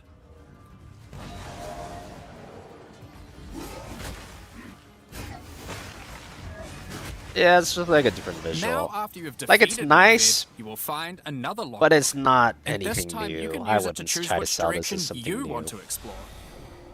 The ocean is vast and contains a huge number of new islands to find. With each logbook, you can explore one sector and you can go as deep as you like. There are all sorts of interesting objects to uncover and dungeons to explore. Many of the islands have expeditions with totally new mechanics. So for example, here is a volcanic island with voltaxic sulfite. Blowing up the sulfite will unleash extra waves of enemies. But there is also this wall with a suspicious light coming from behind it. On blowing it open, a giant ogre comes out, and he is determined to eat as much sulfite as possible.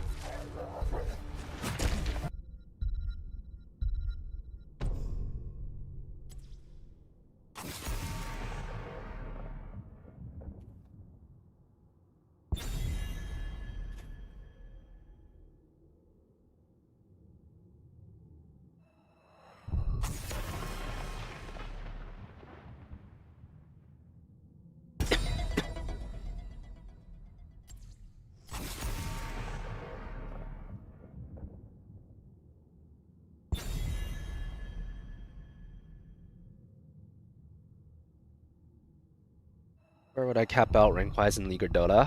I was a GM player in Dota before I played HOTS. I've never really played League much, never tried to climb League ranks. But yeah, in Dota I was like high GM before I ever even touched HOTS. I actually played Dota first. That's one thing I'm happy about today. I guess the PoE 0.5 launch video. That's like some cool stuff. I'm like pretty sick this week, so there's not a whole lot I'm happy about. There's a whole lot more I'm not happy about. Victory for the Forsaken. You know.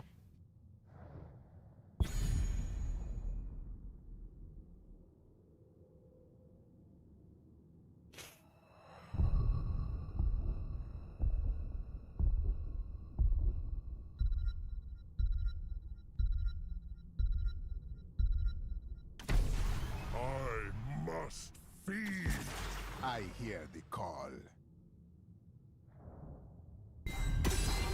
Oh, this Yeah, is my I started jam. playing Dota in Warcraft 3 Customs. That's where I started. Good times.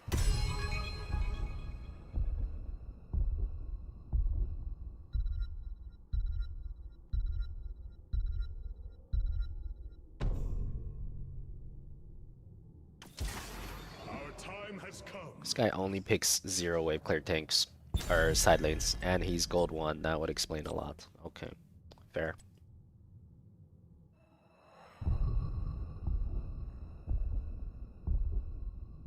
Like I've been winning too much.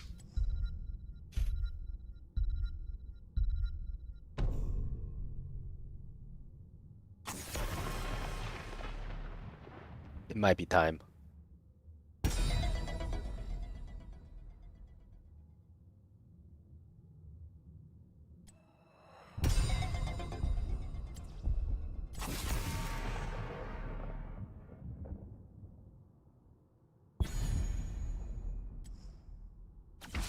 Primed and ready.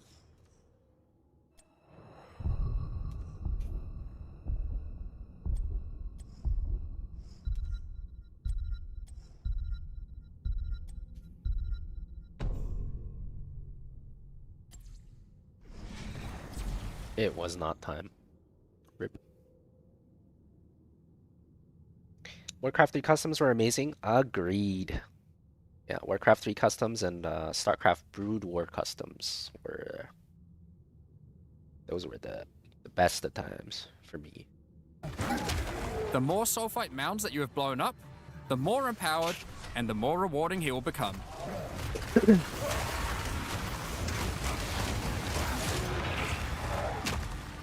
These islands contain all sorts of little secrets that you can find and blow up. Free trapped wisps,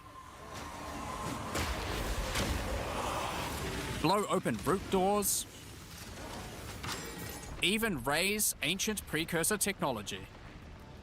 And of course, more bosses. There are more and further vaults to blow up, and one of them in particular is pretty important. The Tomb of Uhtred, the Star Drinker.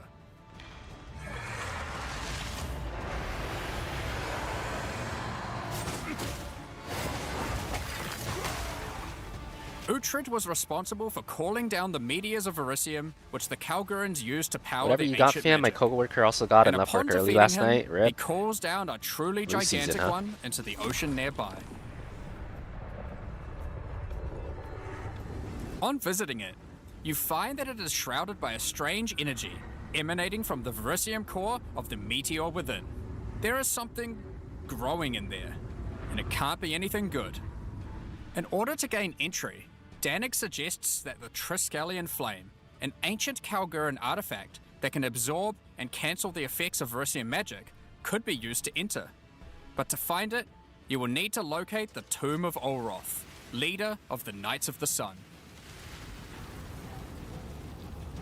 Defeat him and gain access to whatever eldritch nightmare is growing inside. Now, we're not going to spoil the boss, but one thing you should know is that the Verisium that makes up the core of the meteor is of a quality that has not been available for millennia. Bringing this to Pharaoh and Danik should allow them to forge some objects of power, the creation of which has been lost to time. So that's the League, and there is a lot going on. To sum all that up, Is Raynor there is a popular new in encounter Hilo? with over 30 new Kinda? monster I mean, types see it up and over 30 new sometimes. rune modifiers to enhance Not them. all the time. You can create more than 100 new runes to craft your gear, as well as dozens of other new currency items. And there are new quests added to the campaign to unlock even more new crafting options. Rune forging armors, upgrading uniques, dozens of new Kalguran skills and supports, tons of new islands to discover by exploring the ocean, 5 new bosses, including a new pinnacle boss, and This a is bunch of new PoE2. uniques to top it off. But there is still a ton more to come. It's time to talk about the massive changes to the endgame. But for that, I'll hand it back to Jonathan. New pinnacle boss. Now, as always Mark cool. hinted at before, the endgame atlas is very different now, and the ocean to the south is the least of the changes. The entire area around your starting location is now teeming with new quest lines and things to discover. Will you investigate the strange forest to the west? The cracks in the earth to the east? Or perhaps visit the ruins of a Val city in the north? The atlas now has fixed points of interest at specific locations, giving you specific objectives that are easy to find. Like before though, no matter which objective you choose, going to towers to see what's out there is always a good idea. The first time you do that though, something new happens. The earth shakes, and a gigantic fortress rises from the earth. A remnant of the ancient precursor civilization.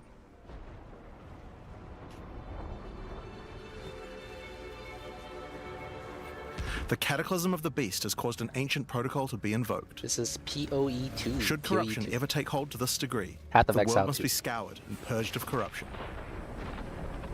You'll need to make your way into the fortress and activate the gates.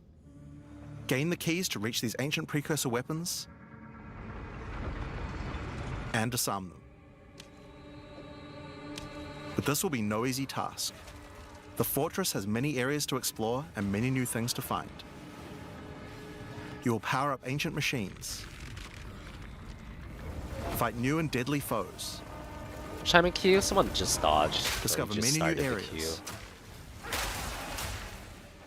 and uncover some dark secrets. Now, the Fortress is the first of the new full endgame storylines that we're adding in 050, and there's a lot going on with it. But not only that, it has some pretty cool new mechanics as well. The areas inside the Fortress are special. Many of them have new mechanics or rewards that they grant. Like this map, where all the rares are contained in essence crystals. What happened to Chen? Chen got a Or rework. this one, which replaces all monster packs He in the actually area with sucks strong now, boxes. but in Stormy. But maybe it's in quick match Or he can this feel one, which stronger. spawns in his merry spirit that always moves on from a rare after you kill it. This is live. Allowing you to chase it through the entire map.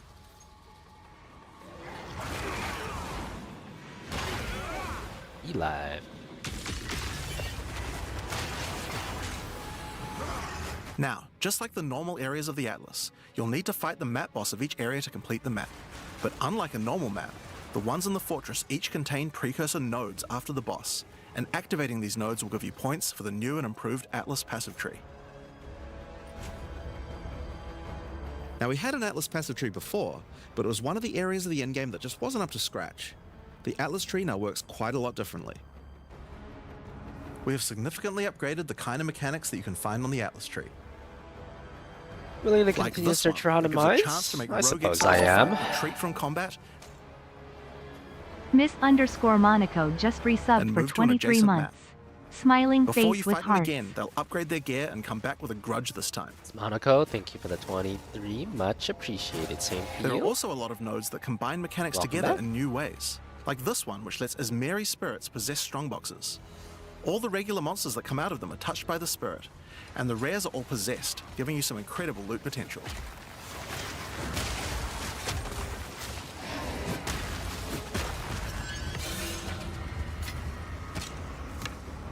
You get points from every single area you complete in the fortress, and unlike before, that means you can allocate the entire Atlas tree. Yes, this whole tree can be yours.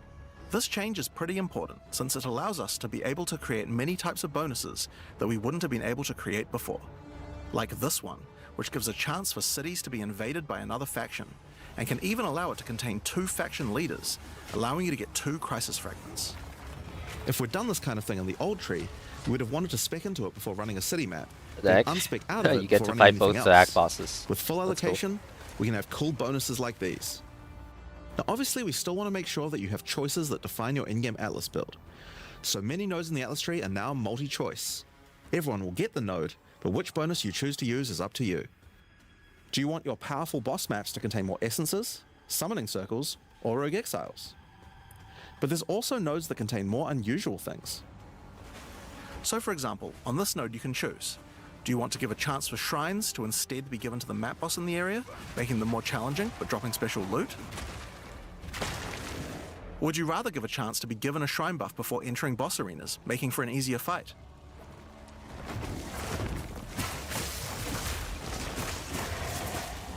Now, I could probably nerd out about cool stuff in the tree all day, but we should probably get back to the fortress. Now, one of the really important things we wanted to do was make it so that all the boss fights in the endgame are now accessible with a quest line.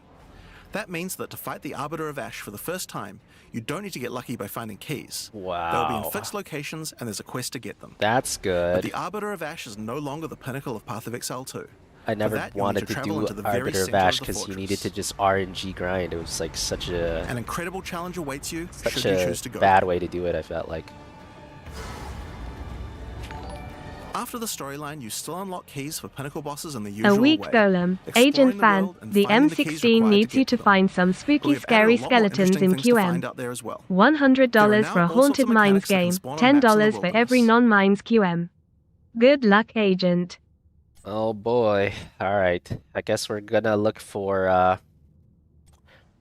you know what, speaking of Chen in quick match, why don't I try to play a Chen in quick match? See how it feels in quick match. I guess we're looking for Haunted Mines again. So be it.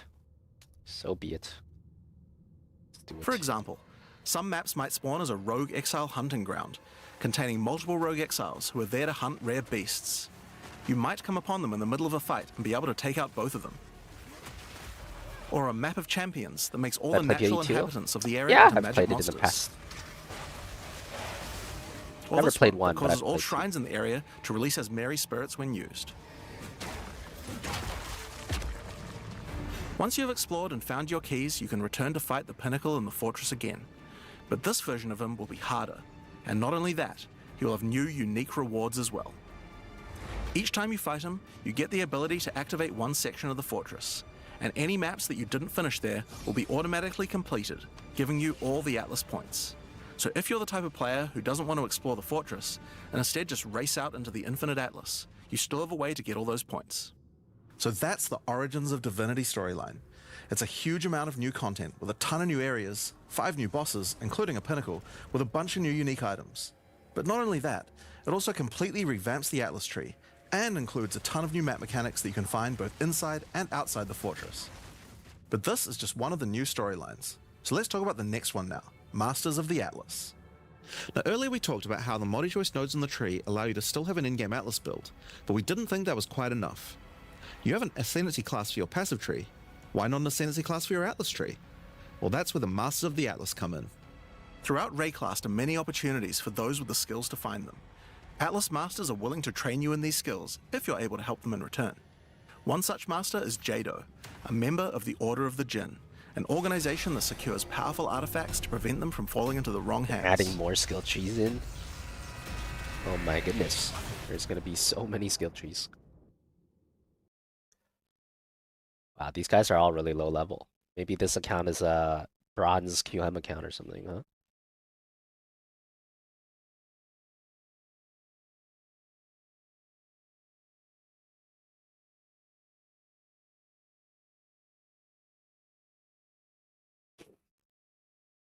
First hollow. Oh my, well, no haunted mines. Prepare yourself for battle, heroes. Hello, my friend. Let's go out there and make a difference. Come, let us fight for home, for family, and for honor.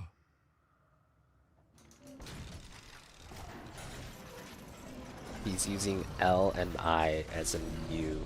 The How battle creative. begins in 10 seconds. I report that though. 5, 4, 3, 2, 1. Fight.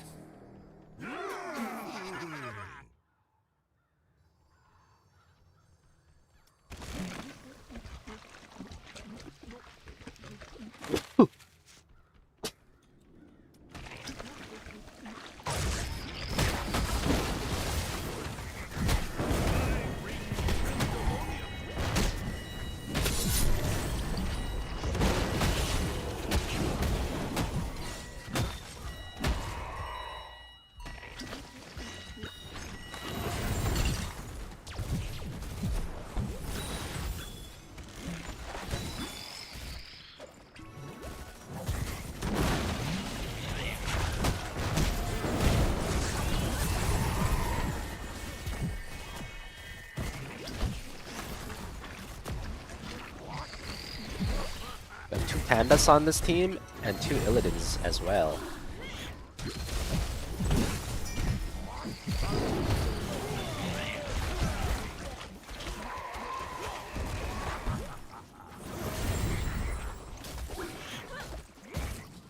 Oh, that feels great.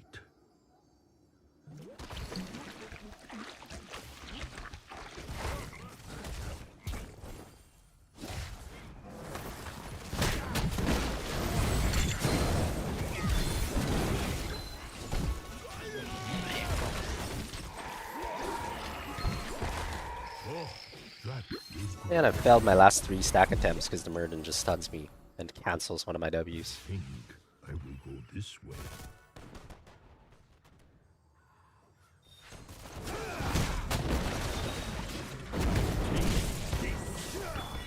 Double in. First blood.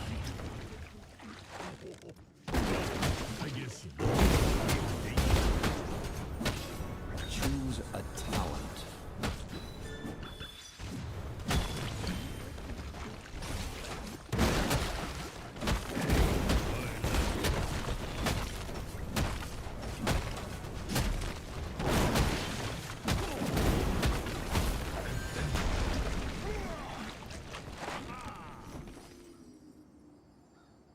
Heroes, gather tribute and earn my favor.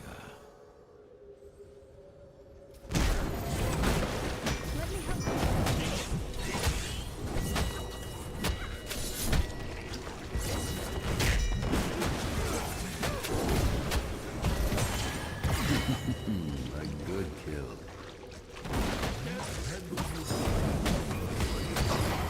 Double kill.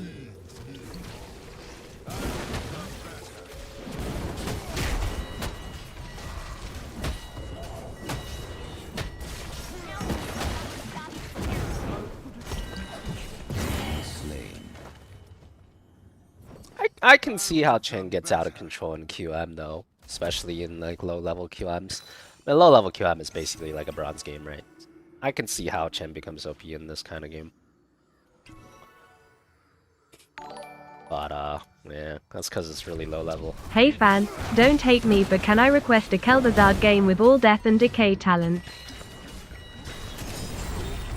Sure. We are doing a QM challenge right now though, so I'm gonna do it in QM if that's okay.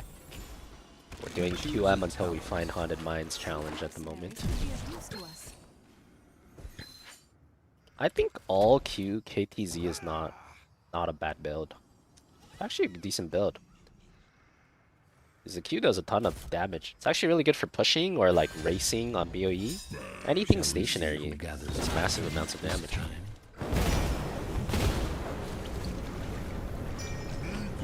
And also just go Rune at level 10. And then your Q guarantee hits whatever hero you root.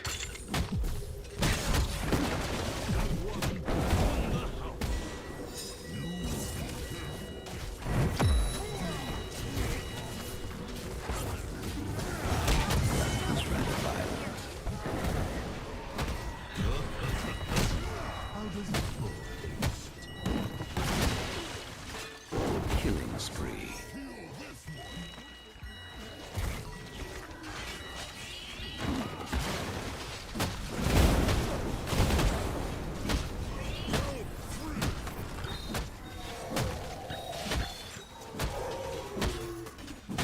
Mira was low. I do not care, buddy. I do not care.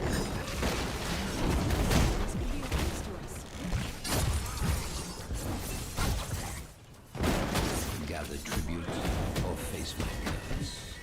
The choice is simple. Yeah, I mean, like, look at this guy's name. It's one of those people, you know.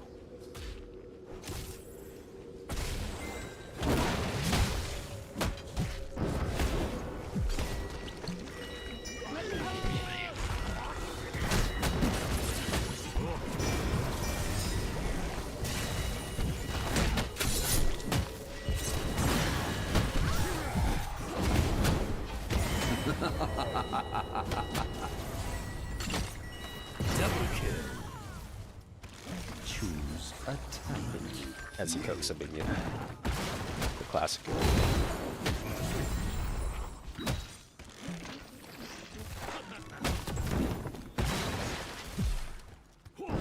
Stacking. Nope. Not really.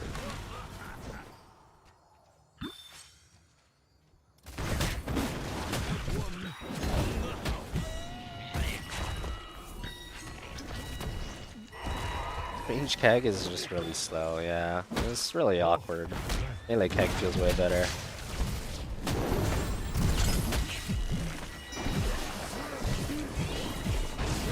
Hey, Merton doesn't have Skullcracker. He's good, man.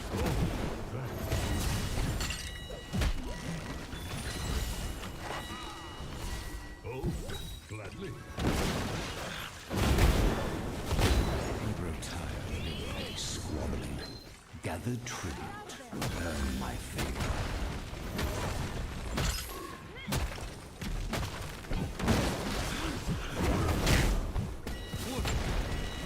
The amount of tanks hitting minions in this game is out of control.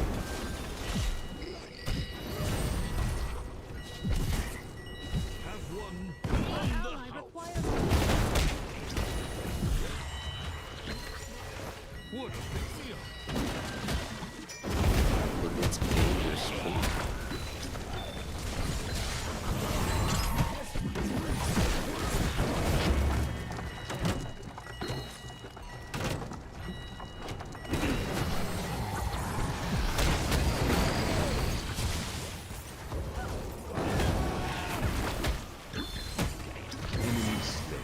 Oh yeah, like Chen feels OP in this game because like no one's focus firing. They're all like boosted QM bronze 10s, but you know that's because they're all boosted QM bronze 10s.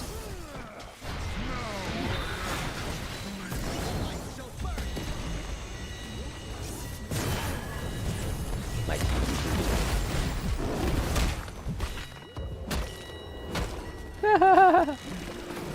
This guy toxic. Block the fuck. Talent? Ah, that seems generous. Hey, I like it. They'll surely miss it.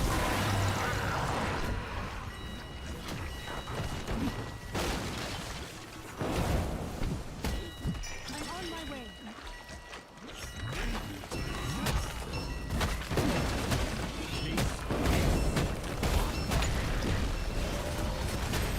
Enough! The curse is over, but I hope you made the most of it.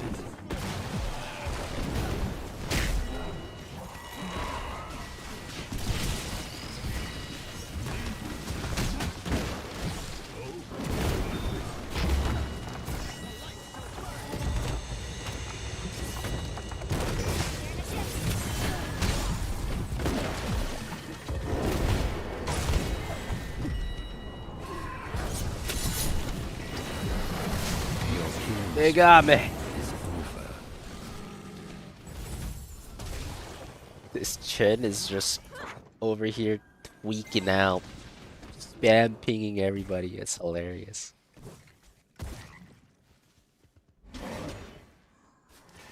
Our ally requires our help. Hold on. Oh, wait. Yo, it's time. I'm about to make this guy uninstall. Hold on, I'm about to do y'all a favor. Stupid knob speech. This is definitely the way. Oh shit. Oh, he's done. He's done. He's good. Yo, I just ruined my man's day. He's gonna be thinking about this for the rest of the day. Nob, you die! Stupid! Die! Don't try to like reason with them. Just keep saying stupid stuff, you know, just like they do, and then they're just gonna get more and more pissed off. Nothing has to make sense because we're arguing with an idiot here. We just have to say stupid stuff, and then he'll just crash out.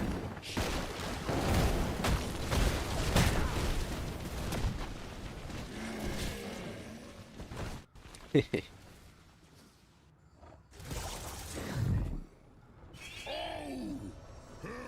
this out, check this out. Run! Run! Run! No, no, no, no, no! Run! Run! Damn it! Okay, they don't know what I was going for. I was helping. To them, I was helping. I contributed barrel damage. You're welcome.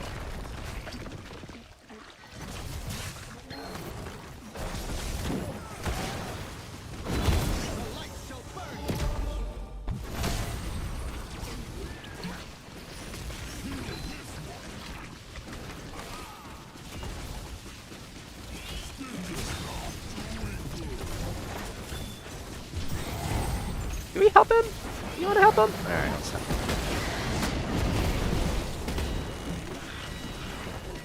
Oh, that is great.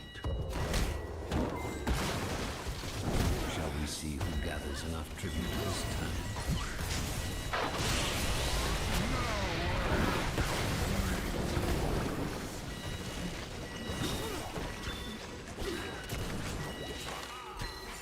I grow tired of your petty squabbling. Raven Lord knows what's up. He knows. I respect it.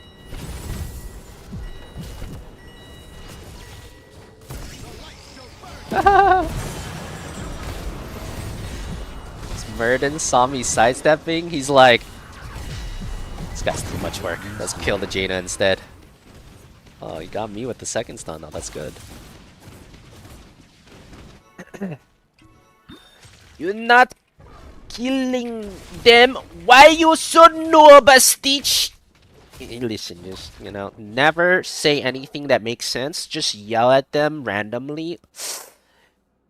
AFK, go play AI. Just keep yelling. They just gonna get more and more angry, you know. Just keep yelling random shit like them. This is how you piss trolls off. I have more fun pissing trolls off than I do playing HOTS sometimes. I guess it happens when you play HOTS too much. Just me?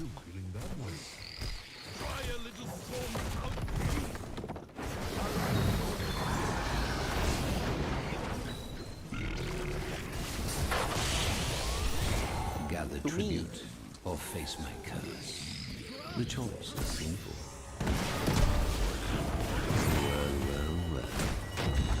I do have to get a move on though, right? In the game. This map is not Haunted Mines.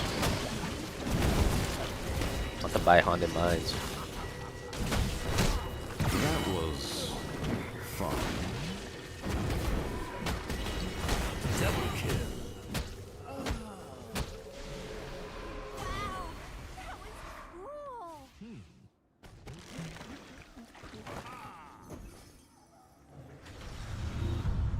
My favor is yours, heroes. Your enemies shall fall.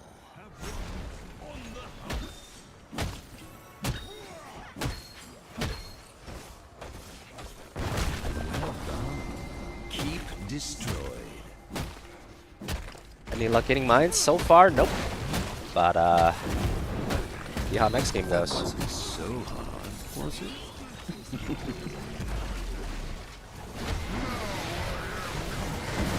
Excellent. Keep eliminating.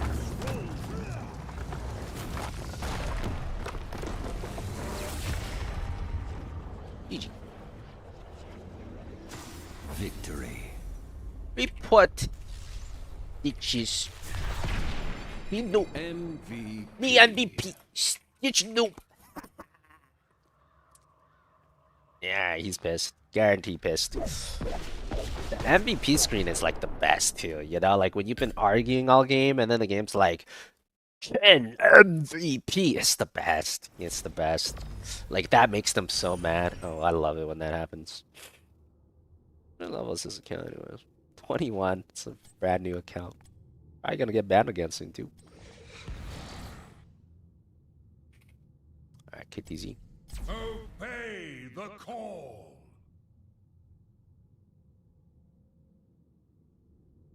How can you carry your noob teammates in bronze? By being better. It's easier to carry your teammates when you're not also bronze. If you're also bronze, you can't really carry them, right? I recommend my Patreon, !Patreon, if you're serious about getting better at HOTS.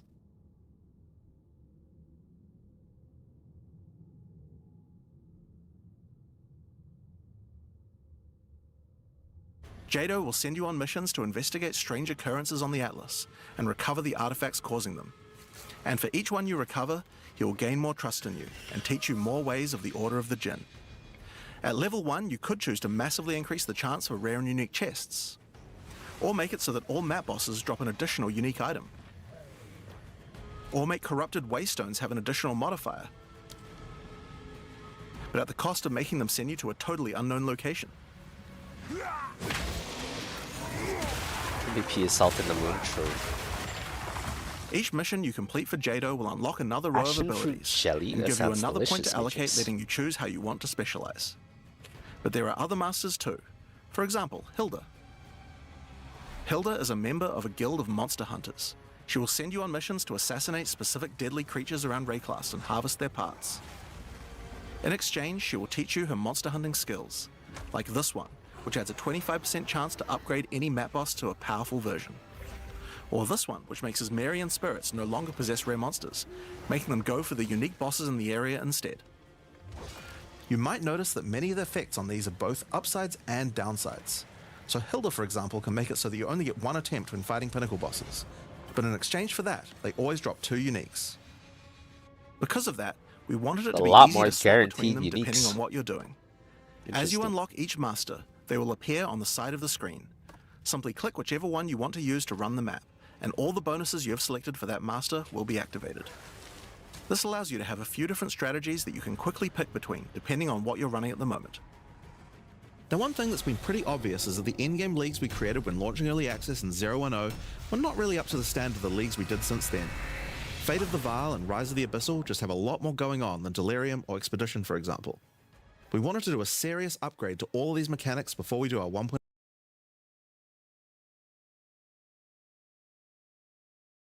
Braxis is a great map for KTZ.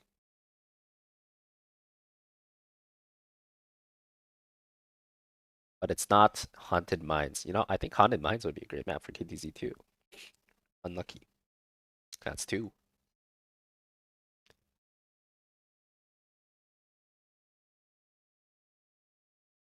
I was 74 stacks last game, rip.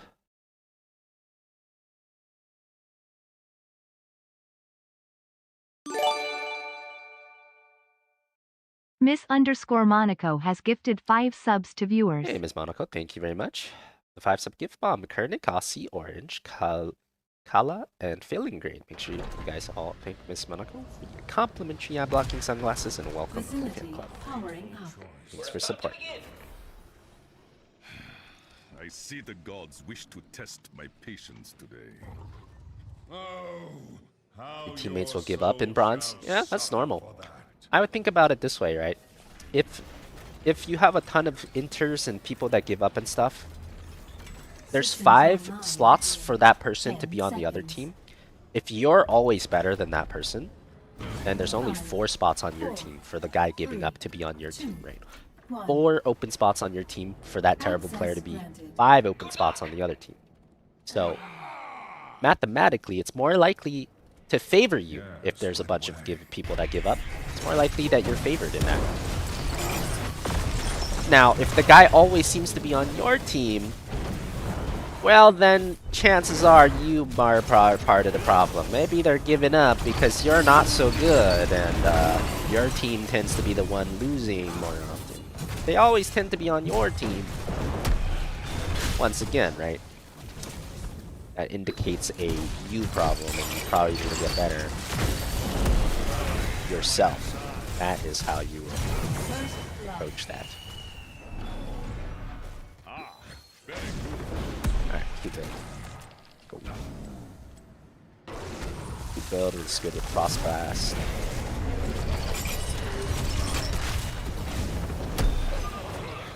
The beacons are energizing. You have to control them.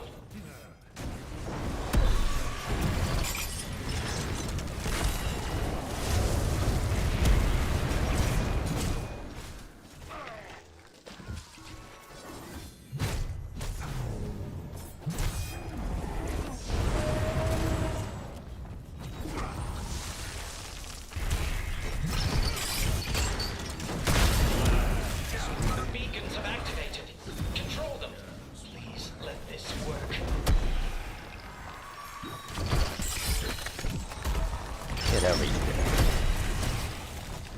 Getting a lot of stacks. 23 already. Samuro on bot lane 4-man is kind of crazy.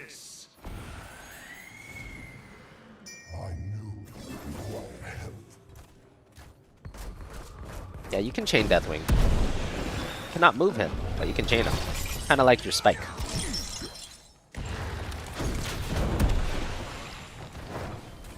Yeah, Braxis is one of the best maps to stack because there's already 4 people bottom lane on Braxis, so it's really easy. You have a ton of targets to stack on this map. But in addition to that, we also have a Muro here half the time, so it's even easier. Yeah, so that's how that works. See how the Rainer moves, but the Deathwing doesn't?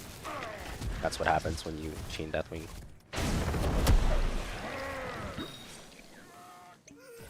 Select a talent.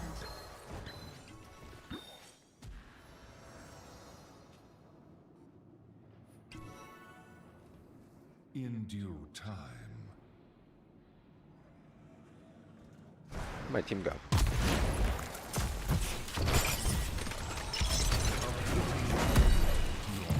Get out of there. Who needs it? Don't need it. All I need is my spike. I kind of need a other team though, where I don't get any stacks. Well, whatever.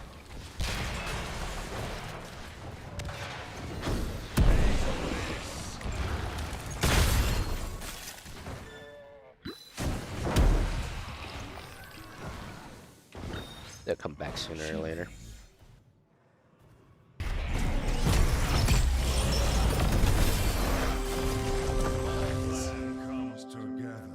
That's complete. I'm defeat.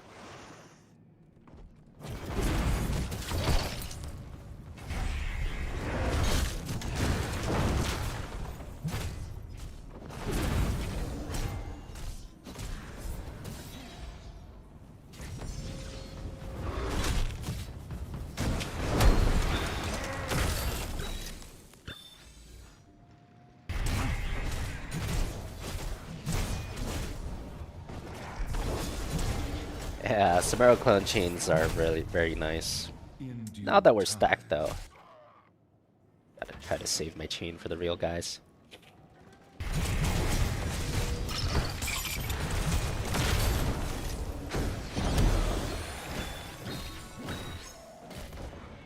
Unfortunately, I cannot let you die. Select a talent. Okay, I've got more Q damage now.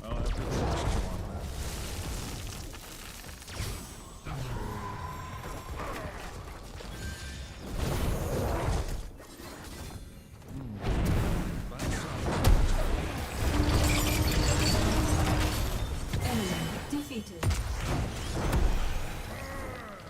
Double kill. You were doomed from the It's super nice on buildings. Just keep buildings whenever you can.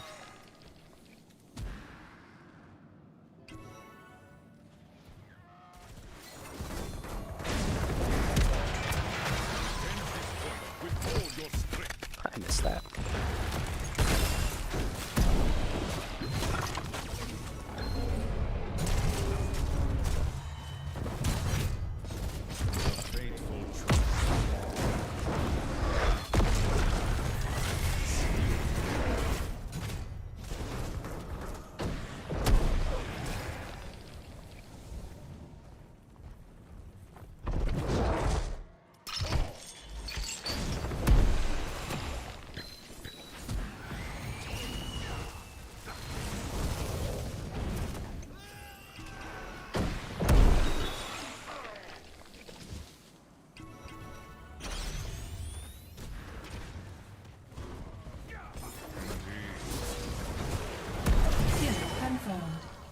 Ah, the joys of quick match. Oh, hey, you got him. That's pretty good, actually. Killing spree.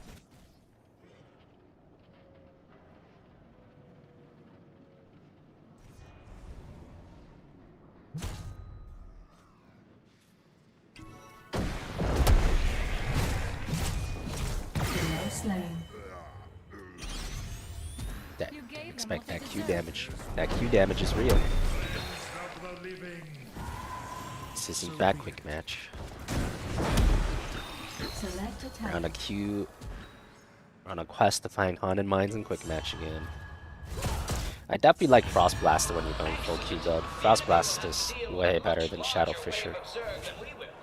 It makes your combo like brain dead easy too, because the Qs do a ton of damage to anything that can't move, right? You know.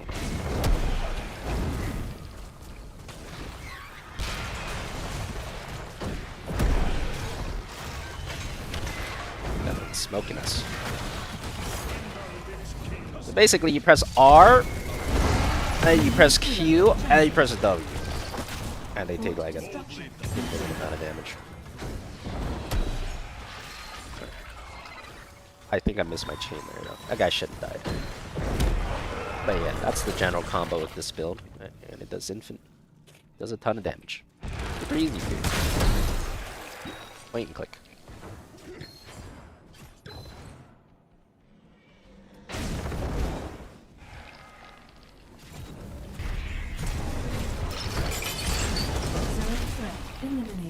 Oh, thank goodness. We live another day.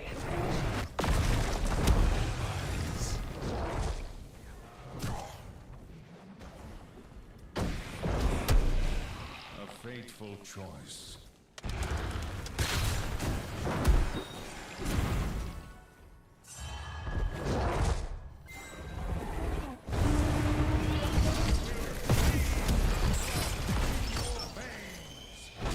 RQW. Defeated. Short cooldown as well. I will never stop fighting.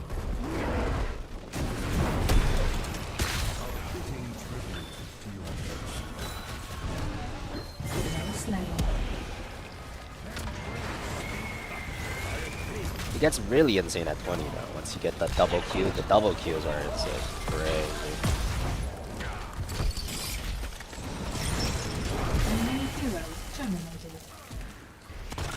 Ah, very good. What's up, BB?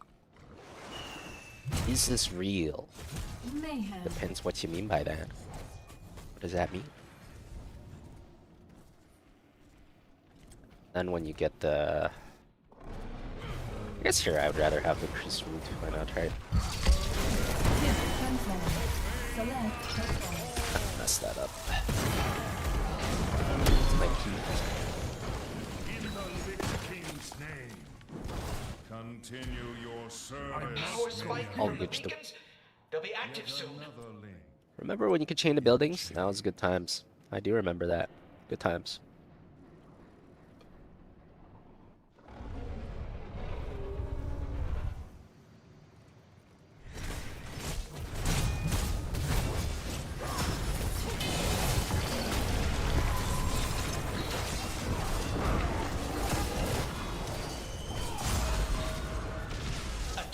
Also Q if he hits a stun or a Rune, right? So kind of see if he's gonna hit something so I can Q. Didn't really hit anything though.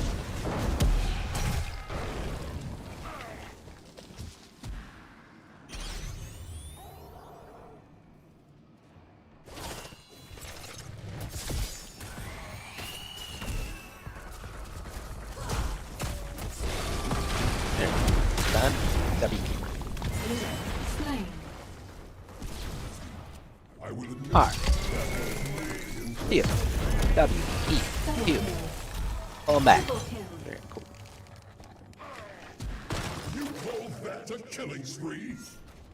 Slay that hero. You think it's better than the usual build? I think this is the more consistent build. I would probably agree. Like, I think this build's more consistent because with Frost Blast, you get more self setups, which is like, so you can, like, Frost Blast is like a guaranteed +2 stacks, right? After the rooted, you can always W and E. Do I let my Thrall die? I'm kind of down. One of you is dying. Oh shit, they juggled it pretty well. But yeah, I think this is like a more consistent build because you get more CC off it. But it's better if your team already has a lot of CC. The other build is like the flashier build, but it's way less consistent, less CC. Alright, Q, W, D, hold back. Now we have another 2 buff. Just, outside of that combo, you're just trying to Q spam.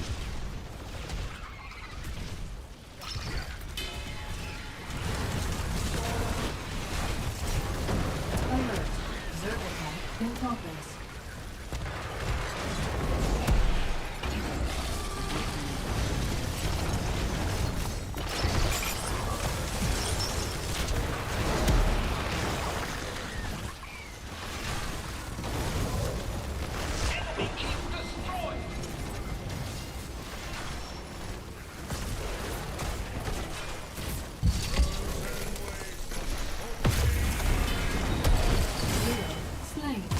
Stop it! Hey, these guys are doing what I do. I was like, where's my team? I found them. I respect that.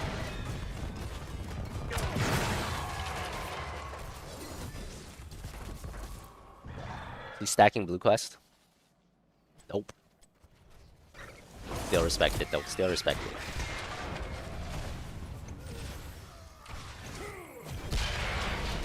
Why would you take broccoli over sleepy on mouth? Mostly for fun. There's like a few niche things that broccoli is good at. Block skill shots, some skill shots. It does a little bit of damage.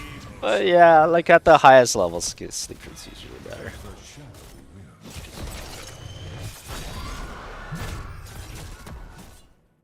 Why doesn't the team push top and win? Well, you know.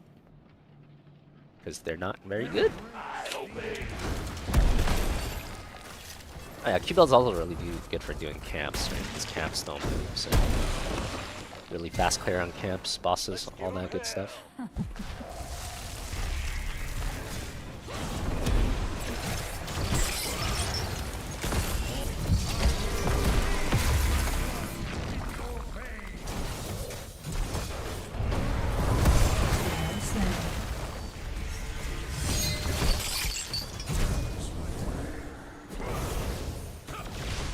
Get a root. Didn't need it.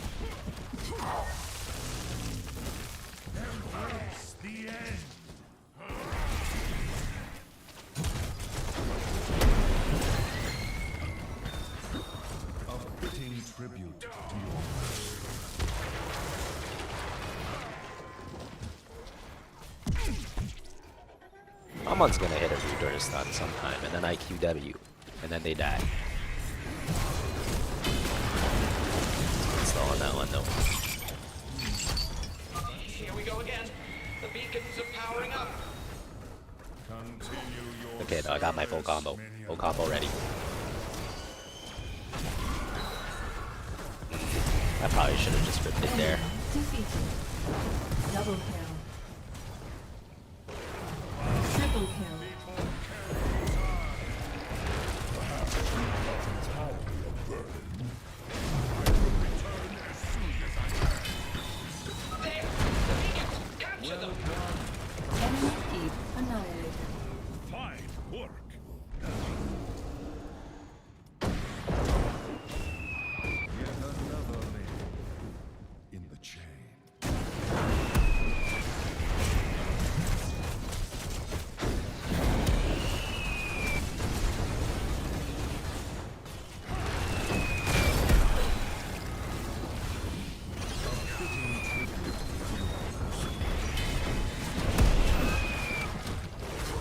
Oh, we're level 20.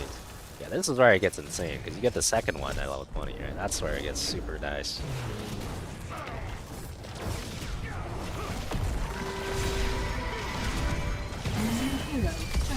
Then it's like R into QQs, and then you definitely delete whoever gets hard.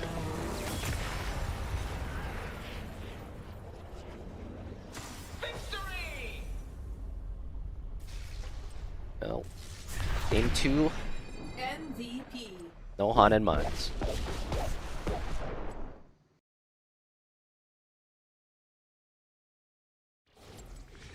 Maybe I try a Sylve game. I still kind of feel like Sylve is the ultimate hero on Haunted Mines. Maybe we just need to pick for the map.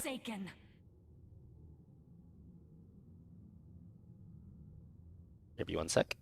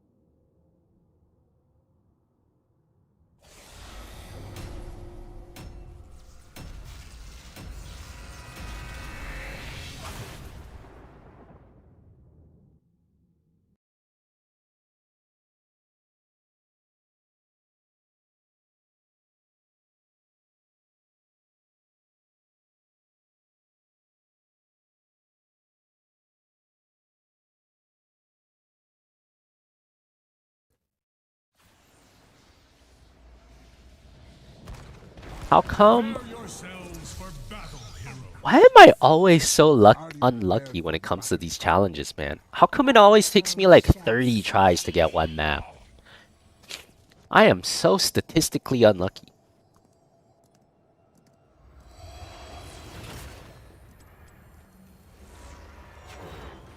The battle begins in 10 seconds. 5, 4, 3, 2, 1.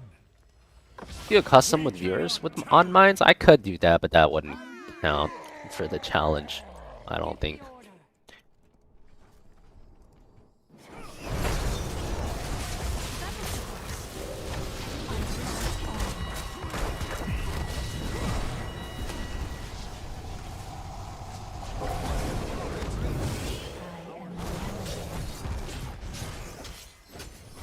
Why is my Nazebo pinging retreat like his life depends on it?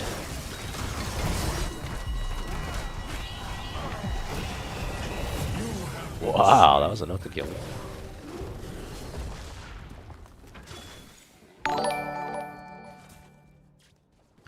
Shadow Jenny 007 just resubbed for 8 months.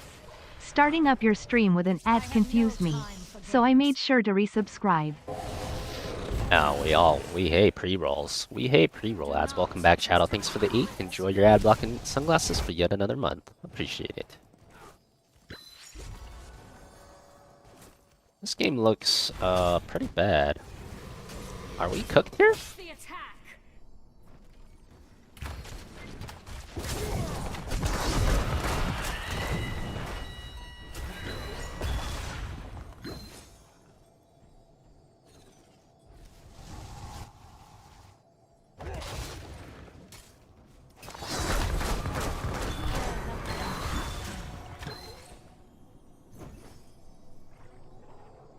The moment is upon us. I sense danger here. I am arrogant. This is the same chat member who pays unreasonable amounts of money for each map that he wants. I don't know if it's unreasonable or not, but yeah, it's $10 for every game that's not Haunted Mines. which is actually a bit cheaper than my usual price, because my usual price is $15 for like a hero request per game, right? If not 20. But if we hit the jackpot, of course, usually better than the normal. It all depends when we hit it. Unfortunately, every time for me, it takes like 30 tries for some reason. I don't know. I don't even know. I feel like matchmaker guy's just messing with me. The first shrine will be active soon. Steel yourselves, heroes.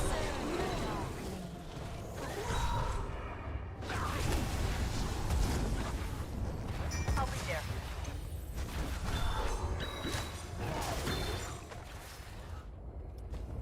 We're just out here pulling the slot machine. That we are.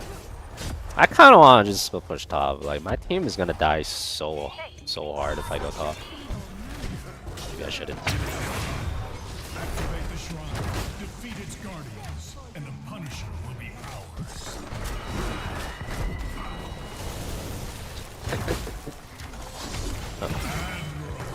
Little freebie. Alright, in that case, we stay and fight for sure then.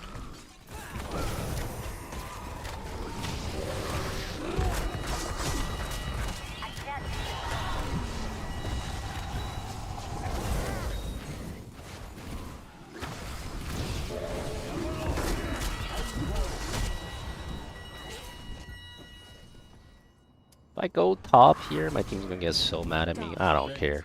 I got no HP. They can stay mad.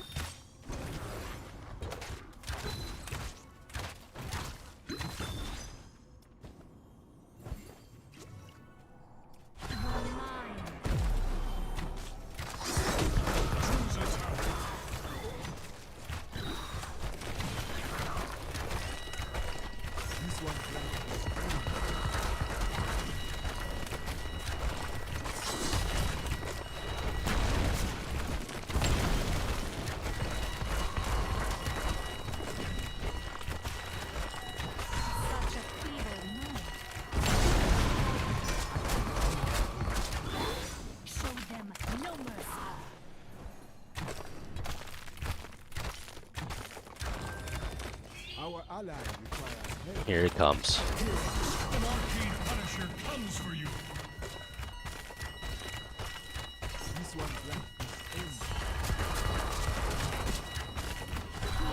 Ding.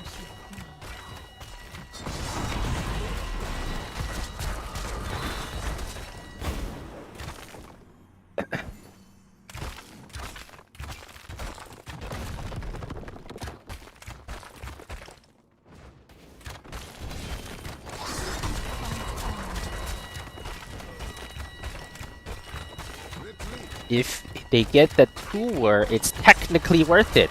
True! True! This butcher knows what he's talking about. True and real. Two were down. Worth. Good job. Thank you, thank you, thank you. I must retreat.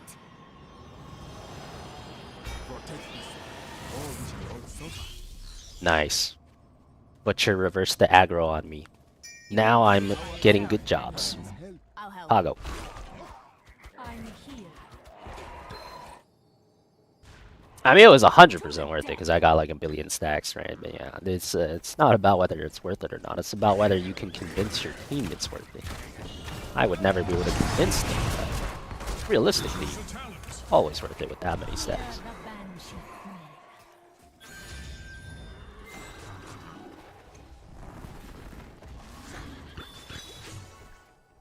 Where's my tank? We don't have one. That's okay. The other team doesn't have one either. What's the tank? We don't need a tank. What's your tank?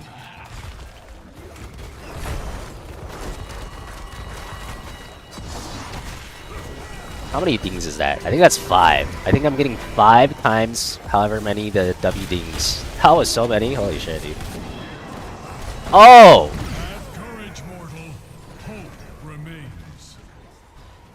Found their alt buttons. Alt buttons have been found.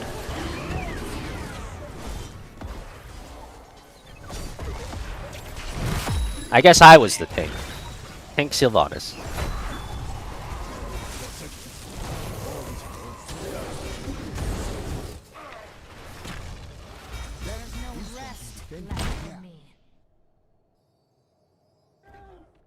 Is chill, buddy.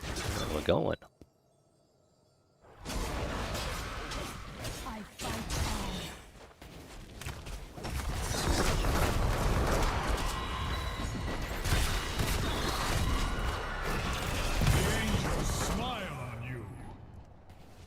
Incredible.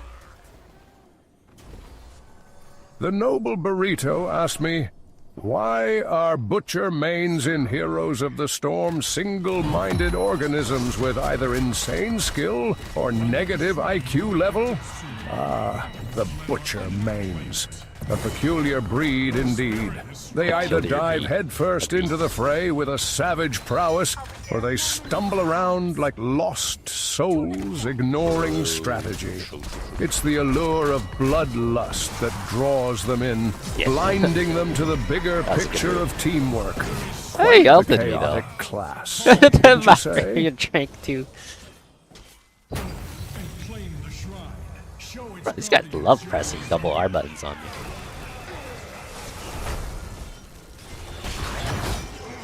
Oh, that was a good medic grenade. He knocked him back into the furnace blast.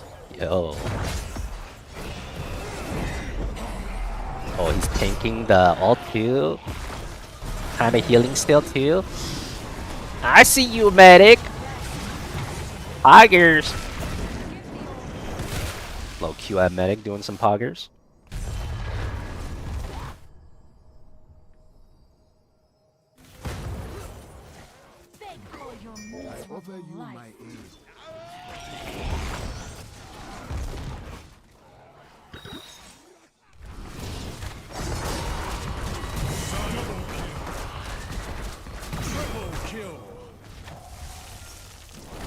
Your time has come.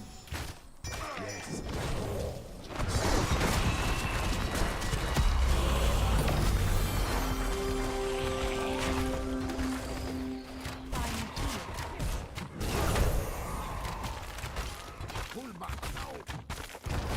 Okay, but what if I don't fall back now? What if I didn't and I just kept fighting?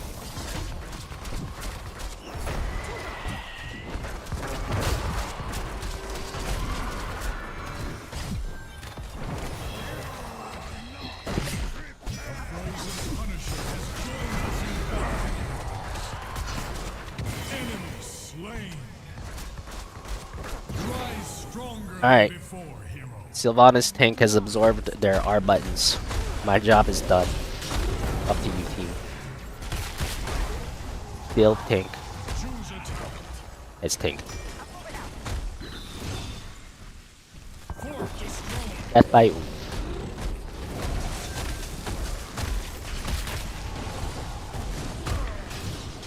Should I just go for more lifesteals?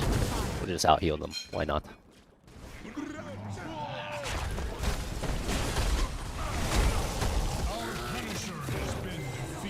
Hoping I would kill them all. You know, if I had more mana, maybe. The moment is upon us.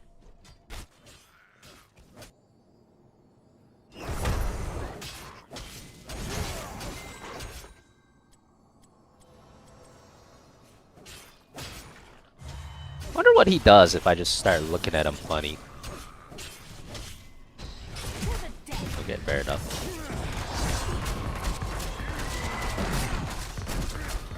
I was prepared that time. Little position switcheroo.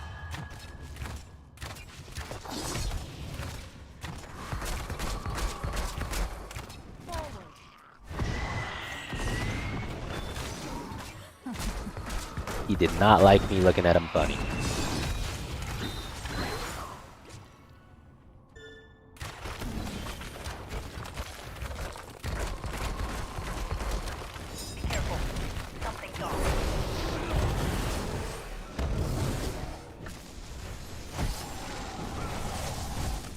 Oh, you already know I'm getting those pushes in. Yeah. Silv MVP, baby. He's not wrong.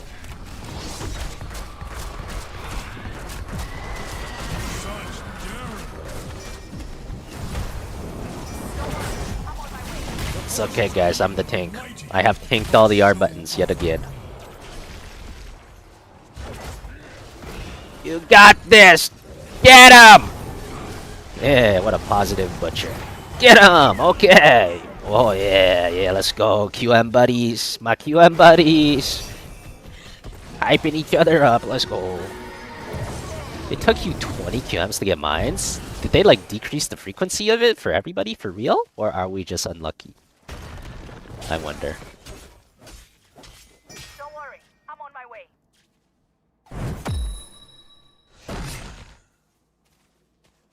Right in with the QM homies. Damn, this guy knows what soak is. What a learned butcher. Never thought I'd see the day a butcher type sword soak. Power gathers within a shrine. Be ready, mortals.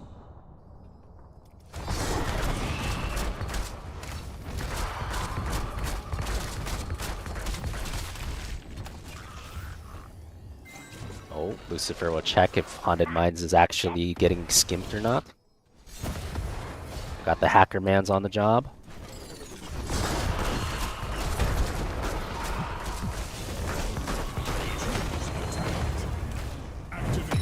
Let's just do it again. Enemies hit, reduce the cooldown. Okay, more damage. Yeah, we go for more damage. We love damage. I'm trying to end the game here, though. Alright, I'm gonna stop 1v5ing and actually try to end the game.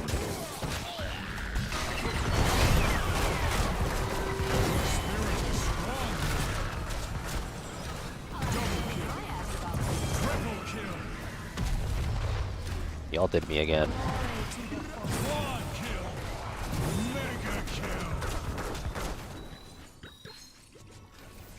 Nice. We make a great team.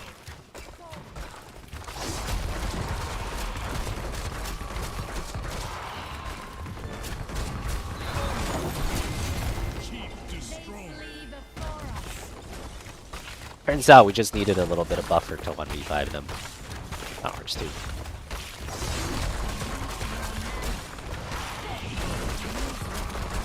Does this not get hit? Oh wow, I didn't know that. You guys know that? You can actually hump the core? There's actually a space next to the core, even if you're on the circle, where you still don't get hit. If you're like a small character model. I didn't know you could do that. Who the heck is Fan? I don't know what it is.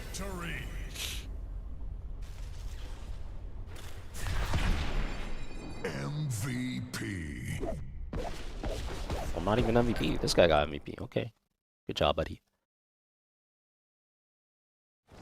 Shockwave02 asked me, how would you hype Fan up to completely decimate Maybe 1v9 we play the 1v9 quick match hero next. Alright, listen up.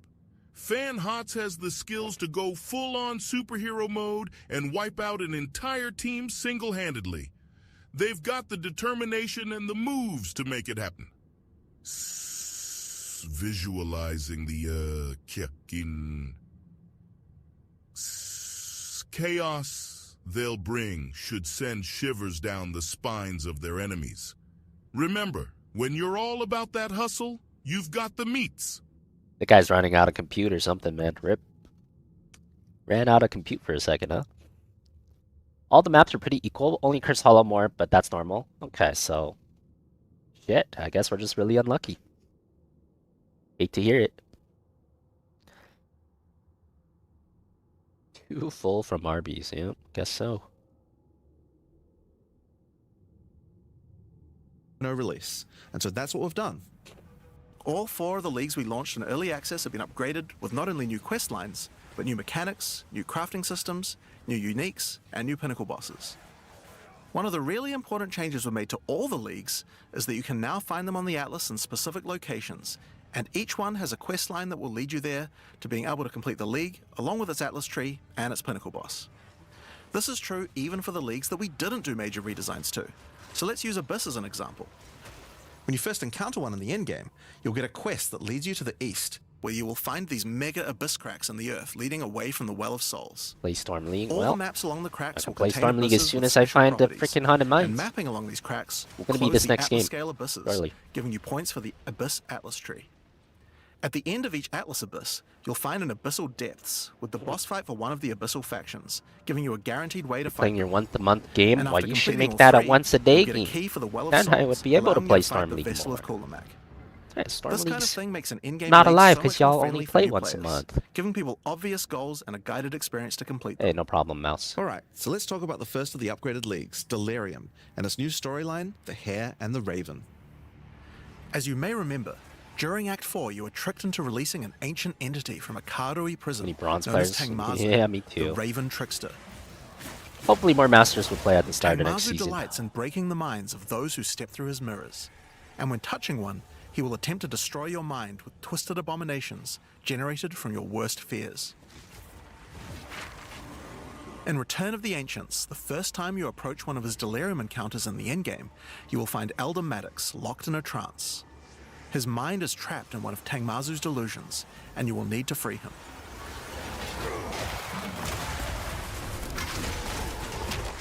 Once free, Elder Maddox demands that as you You hope this will be less complex than PoE1? Yeah, me too, but they're adding so much stuff, it's starting to look really complicated.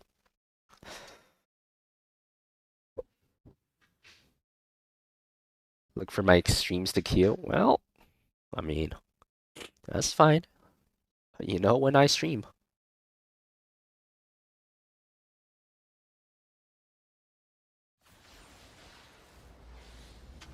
Blackhearts. I was looking for this map ages ago and I couldn't find it. Now that I don't want to be on it, they put me on it. No mines. Again, Medj. Don't be too surprised when you find a knife in your This guy's name is Battle Lilac. I respect that. Alright, I'm giving you 10 seconds. 5, 4, 3, 1. Let the battle begin! I am the blade in the dark. Wait, do I play the good Valyria build or the really shitty Valyria build, though? That is the question.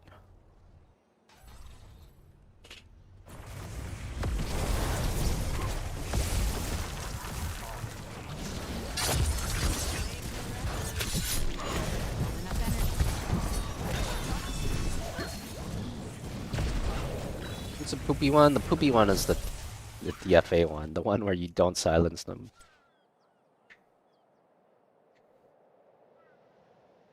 I see more people want the good build. Alright. Good look at this. I carved my own path. Fine with me. My brood and I shall aid you.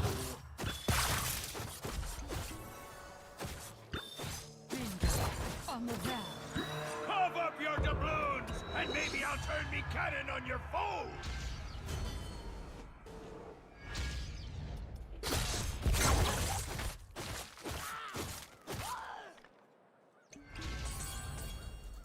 Perfect. Wait, why are you over here, my friend? We doing this? Are we doing this degeneracy? I'm down. Be quick and grab it!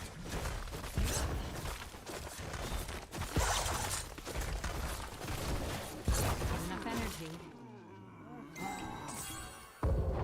Now that was well done.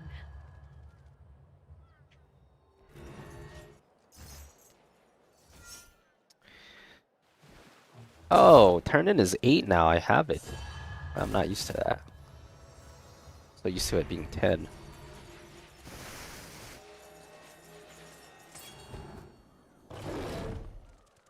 Huh? They're all paid up? Bah, who cares? Let's get to the fun part! Perfect execution. Choose a talent! Swift and silent. Thanks, friend. Blast them apart!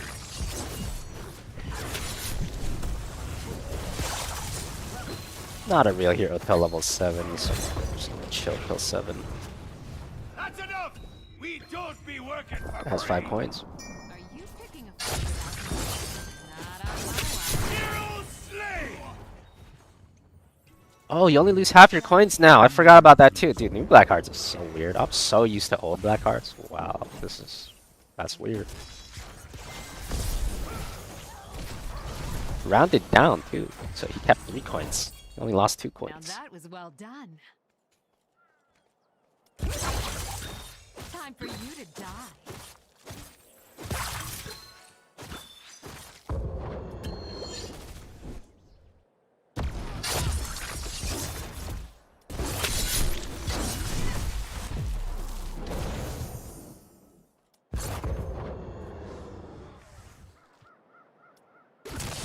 Still not level 7. For the Sindora. Choose a talent. Now that Alright, was well done. now we're a real hero. Should be much better damage now.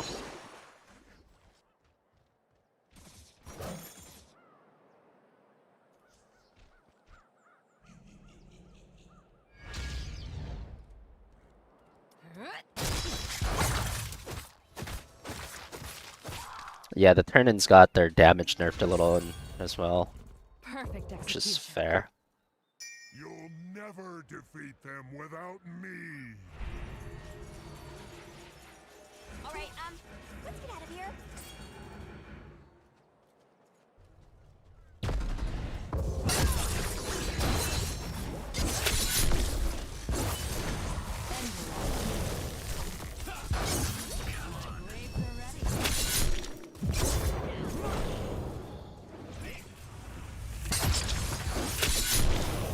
A good kill there. As long as you hit Qs, you do 1,000,000 damage. Double kill.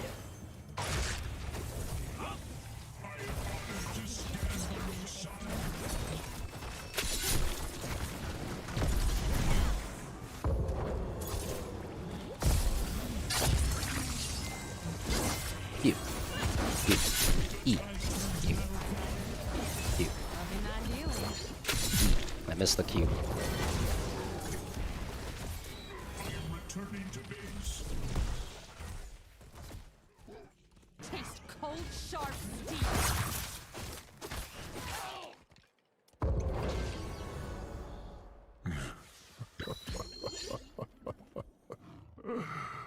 Who the heck is Fan? There it is.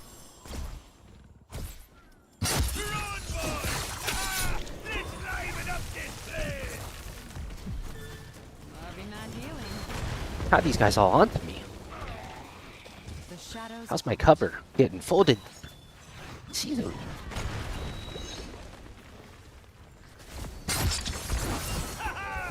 You're cannon fodder. Yeah, it's a Q. Had to hurt. Blackhearts is not in rank, I believe, so. Has to be Q. I'm moving to Blackhearts right now.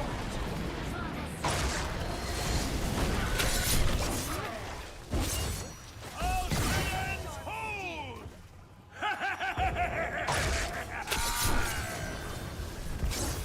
Double kill. I'm going to pull back for now. Well done. Well done. I carved my own.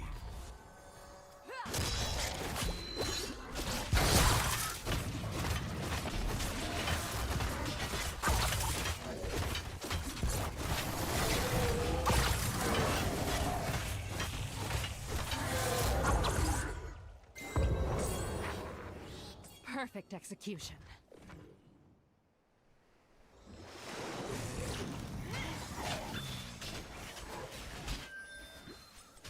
Well, I guess that depends if they invite me to BlizzCon. We'll see. We'll see if they invite me.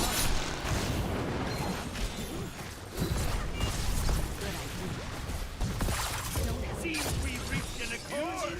Let's show your enemies a jolly good time. I got a globe for you, buddy. Good luck. That's all I got.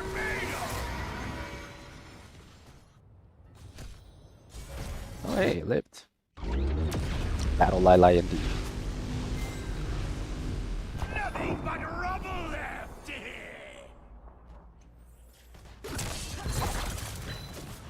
I think they've had enough. Zag players are built different. They're a whole personality. Cool.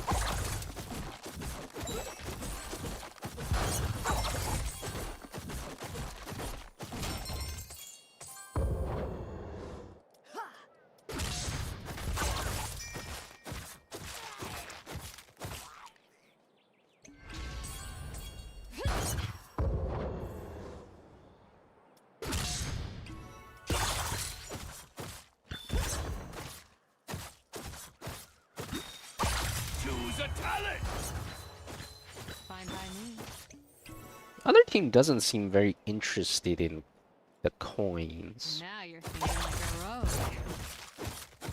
Not the best strategy to not be interested in coins. Now that was well done.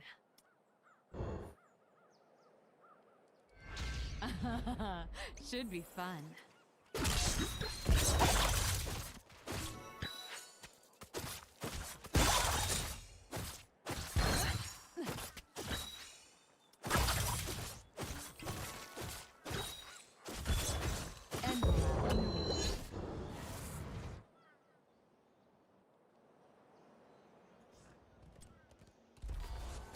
Battle Lilac coming in hot.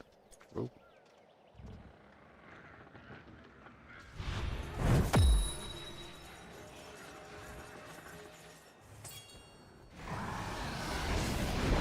Huh?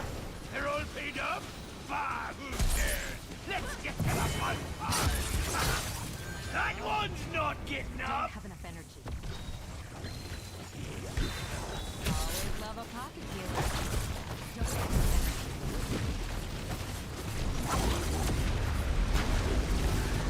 Davy Jones blocker. Hero slay. Double kill. Always love a Cease pocket healer. fire. They want more. They'll need to pay up first. These guys a stack? They must be a stack, right? Mayhem.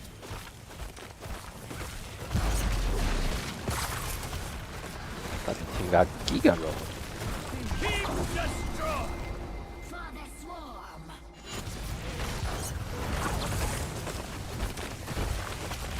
I am made in the dark. Thanks, friend.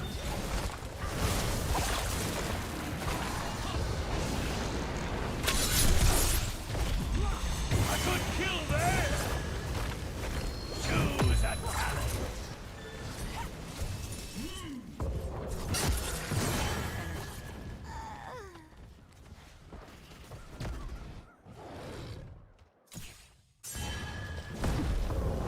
Oh shit. That one's not getting up.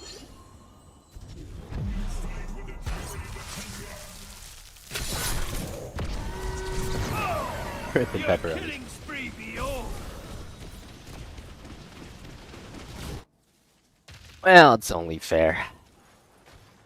We should get a couple kills. We got a ton already.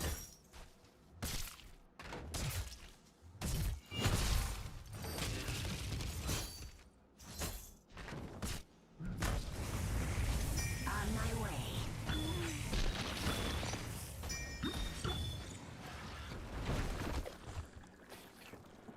What good's a pirate without a little treasure? Famous Asian Jesus has been called. That is true. That has been called. I am the blade in the dark.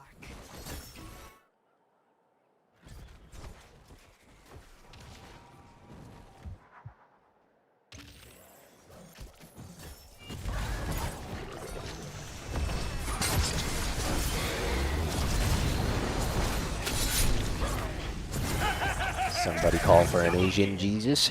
Asian Jesus reporting for duty.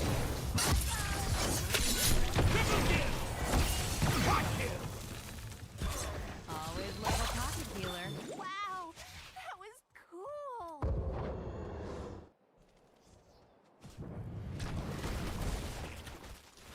That's a good question tractor, you know? Fine by me.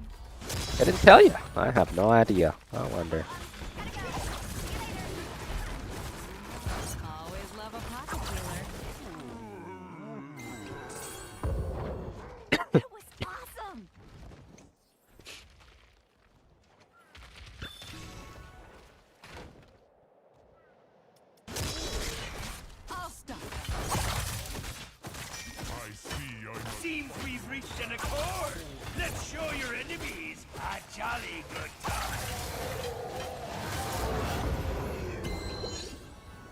Let's cut forward. Now that was well done. And there goes their key! Hire ya, bugger!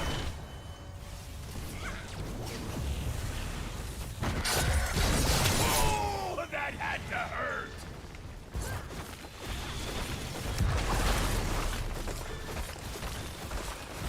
Eat the volley! Killing spree! Well, who's got the coin for me service?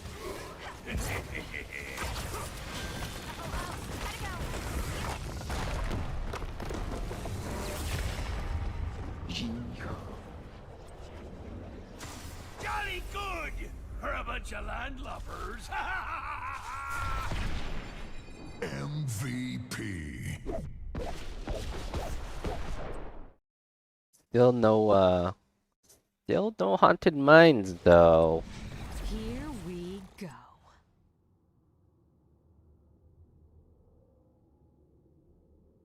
What do I play after that? What's another fun hero? Maybe I'll play a Illidan game. My hatred is I would play Kaldor, but apparently Kaldor's kind of rigged or something. Like, you're more likely to get healer if you do Kaldor because no one else is doing it or something. I don't really want to be stuck in a 40-minute QM as healer.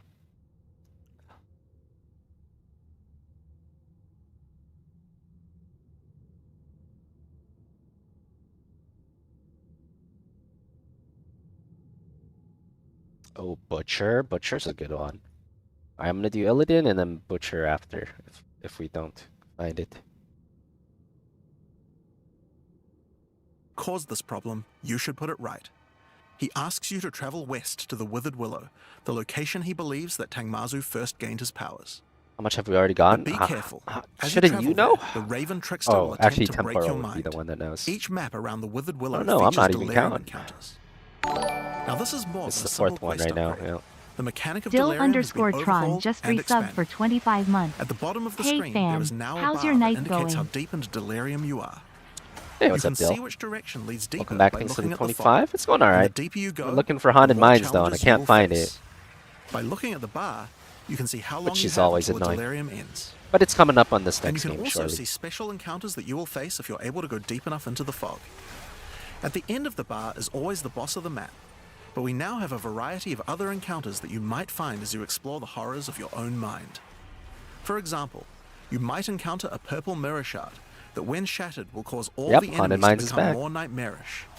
After hitting Only this, in quick match, you'll though. notice the Delirium demons are enhanced, significantly more powerful, larger, and scarier in general, along with more rewards. Or should you encounter a red mirror shard, you'll be sent into the depths of your mind.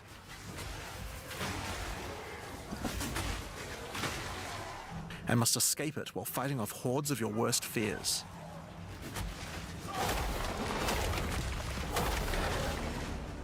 If you are able to do so, you will gain a powerful amulet with 2 instilled notables on it. Once you reach the Withered Willow, Elder Maddox discovers that a shard of the mirror is missing. You will need to track down Tangmazu and restore it if you have a hope of discovering how to defeat him. And that Was means Mines entering ever the in Raven Storm Trickster's League? I'm mirrors in an not attempt to sure. locate Don't him. remember, actually. Each area around the Withered Willow contains Delirium encounters, so that's a good place to Does start. anyone remember that? As you do Deliriums, some of the special encounters will drop liquid emotions. Normally these emotions can be used to instill amulets to add notable passive buffs to them, but in Return of the Ancients, emotions have a new function as well. Each one now has the ability to add crafted mods to jewels, allowing you to add specific mods to an item slot that can be quite difficult to roll. For example, Liquid Despair will allow you to add critical hit chance, while Liquid Suffering will allow you to add movement speed or air of Oh effects my to god. Oh my god, it didn't work. Rip.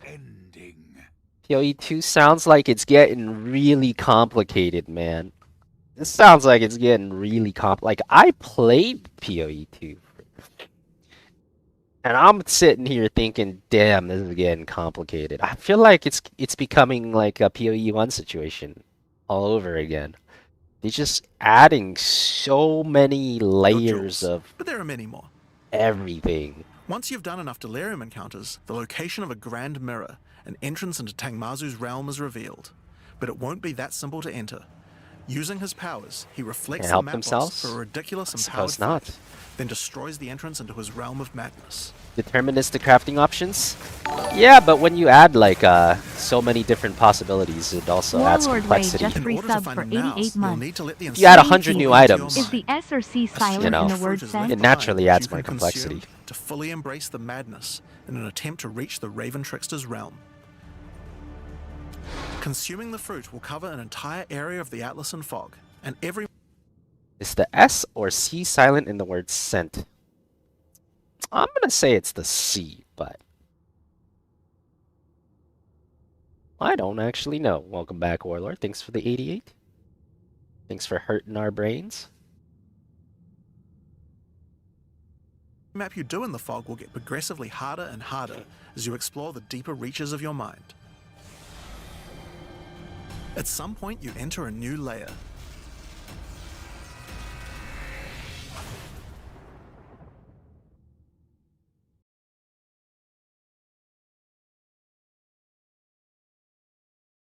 Yes! We did it! It only took a bajillion games. I made it to the promised land. Let's go. We finally found it. The legendary Haunted Mines in quick match. Get ready for combat. You're hyped for the update? I'm looking forward to the update too. But I'm more like a casual player. And I'm looking at all this new stuff getting added, and it's like I'm starting to get that like, oh no. I'm starting to feel like it's a full-time job kind of game again. It's starting to feel quite a lot of, like it's starting to feel like it might be too much. 5, 4, 3, 2, 1.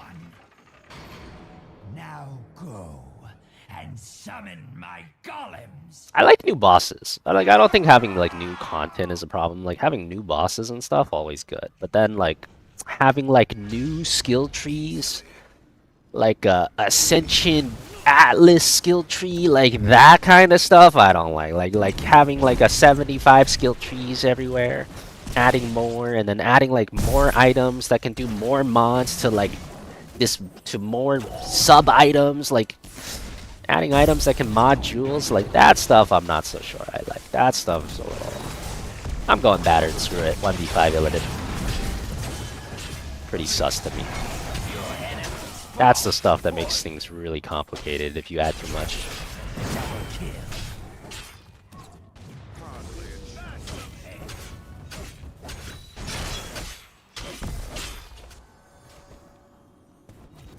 I remember playing this version of Haunted Mines a little bit.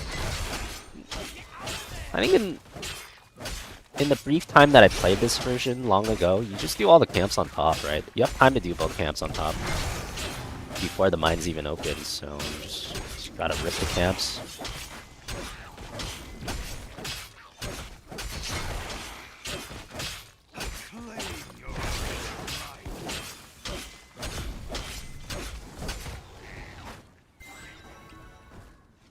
But one of many.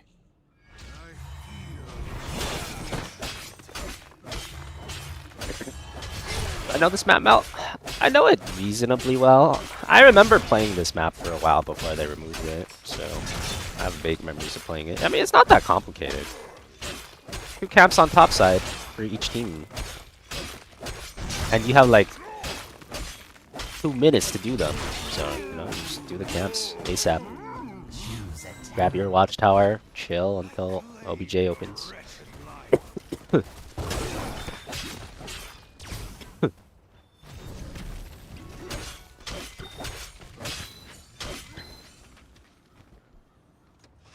I alone must act.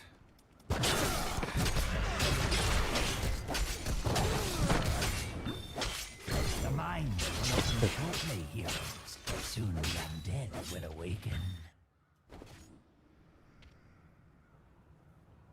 Will I be martial artist? Most likely.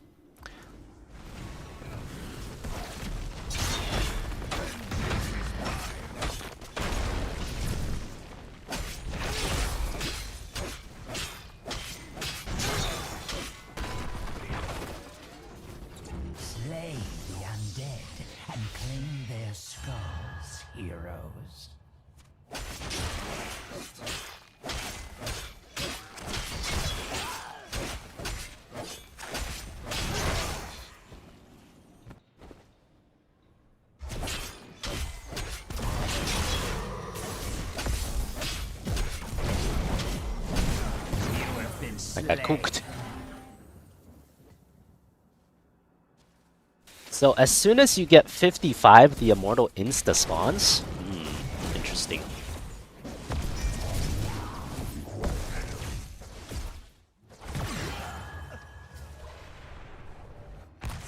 That's like the new thing. That's like the most different thing. As soon as you get 55, immortal insta spawns now, right? Used to need to get all 100 skulls, which took freaking forever. Oh, now I guess it's much faster.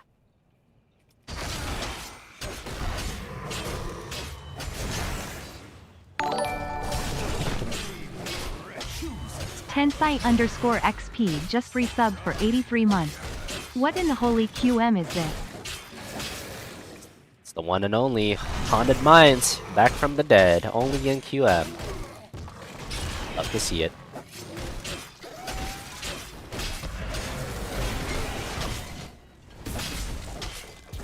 Yo, this like vision stuff and all.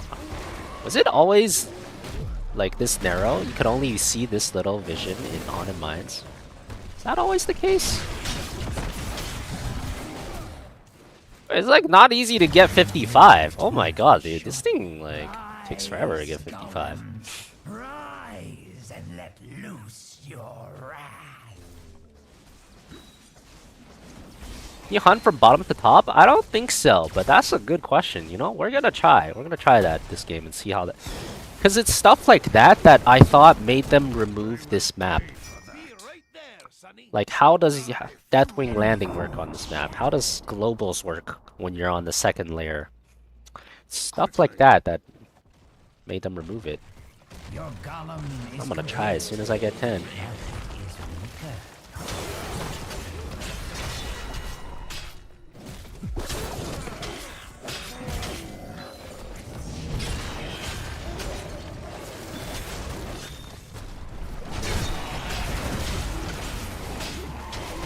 More bones. Double kill.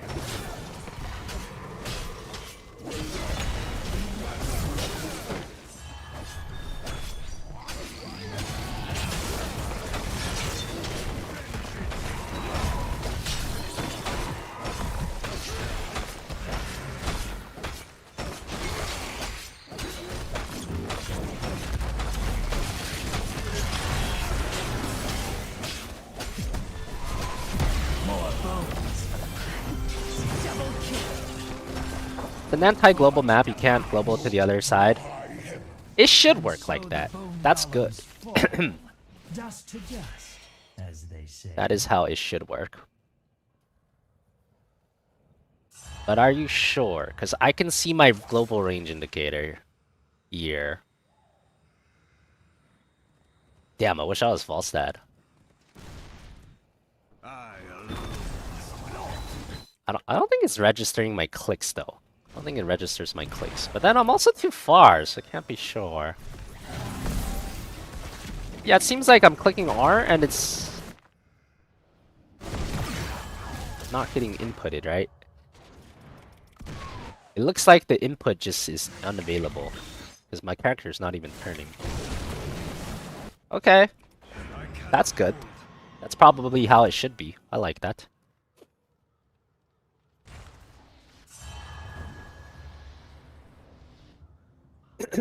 I'll get global at 20 if we make it there too, yeah.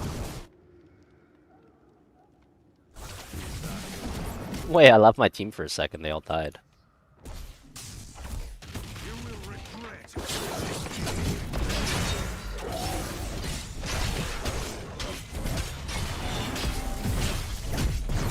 Watch!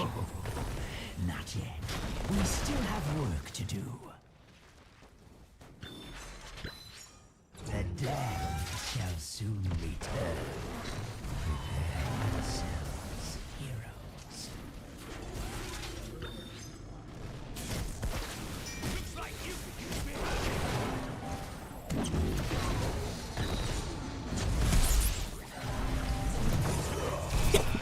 Dude, my hammer is frying them. Holy shit. Oh my god. Yo! Quick match gods? We got some QM gods over here. I respect that. Fuck. choose a talent.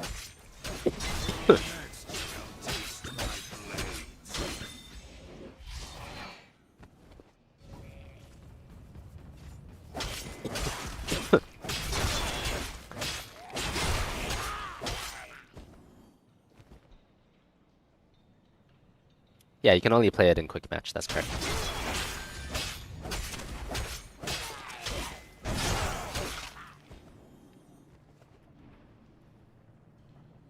Quickly.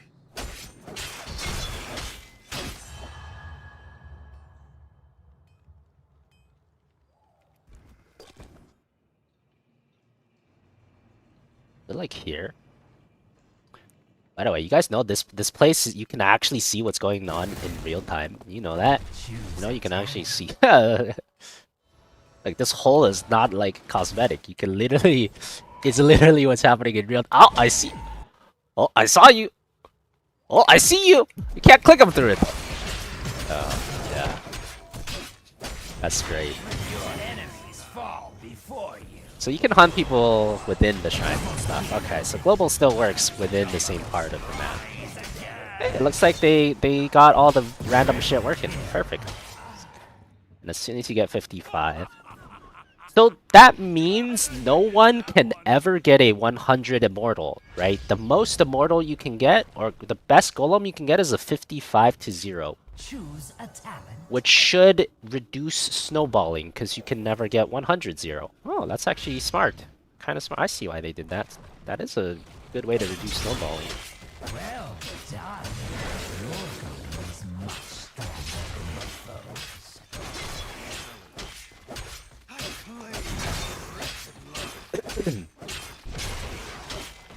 Is 55? You think 55-0 is as strong as a 100-0 from before? I don't think so. Did they say that anywhere? I don't think that was in the patch notes.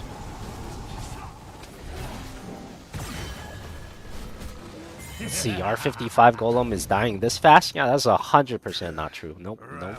This is not a 100 golem from before. 100 golem from before was like stronger than a boss. This is some weak shit. This is definitely not a 100 golem. This one is dying hella fast.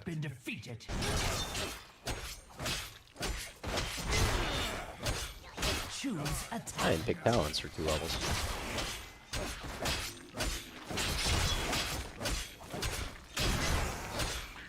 Or 6 levels, I mean.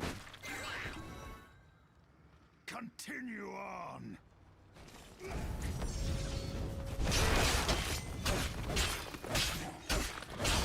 This is a 55-21, not a 55-0.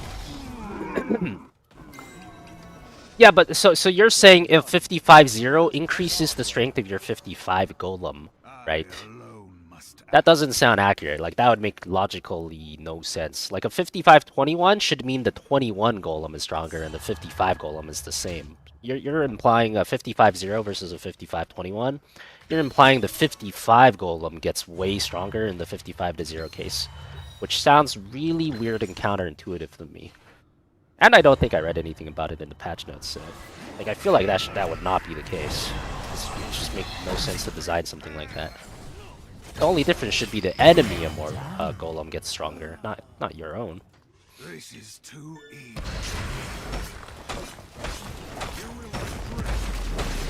Right? Last time you got a 55, it seemed way stronger than the other 55s you got. I think it depends on the time in the game too, because the golems scale with time. So if it's like a level 23 golem, it's gonna be way stronger than a level, 7 golem. It depends on stuff like that too.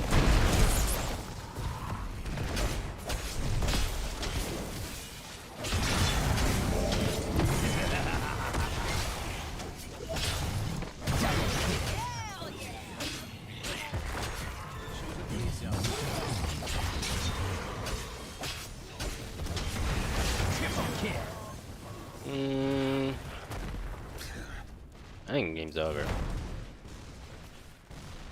Yeah, the game's over. I don't think if I leave, will it make? I'm gonna leave. I don't think it makes a difference, but I am curious to see the 20 global. Maybe my team gets wiped.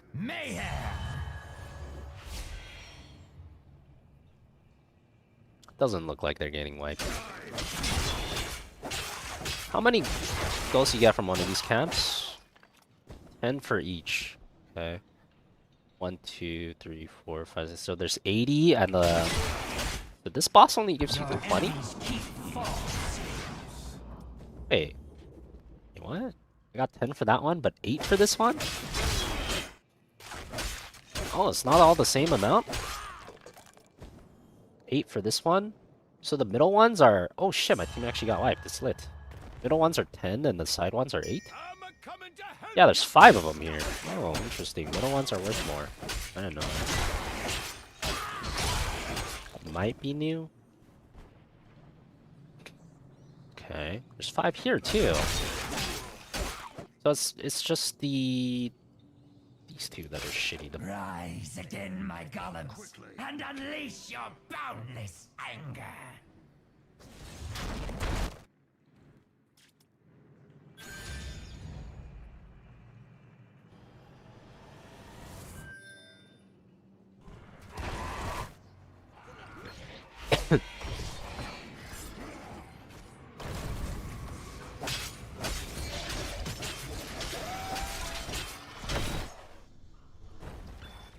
How much HP does the core have? Core has 20k HP. How much HP does this thing have? This thing has 42k HP. Wait, you might be right.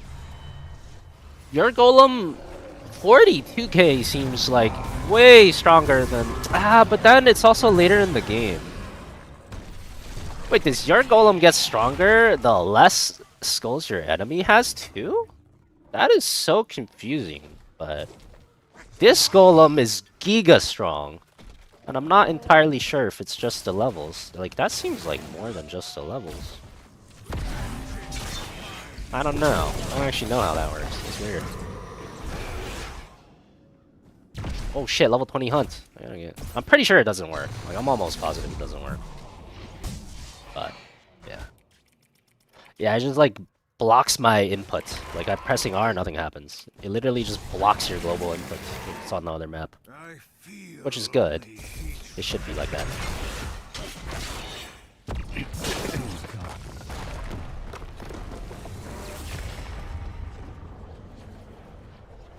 Try it through the minimap?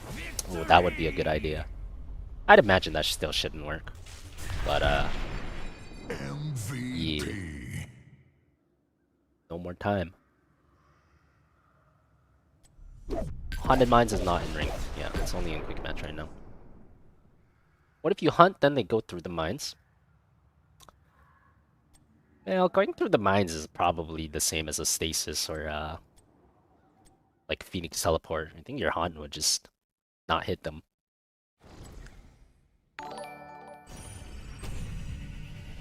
Cursed, Braxis, Shrines, Blackhearts, and the Blessed Mines. The Blessed Mines. Good work, Agent Fan. We finally found it.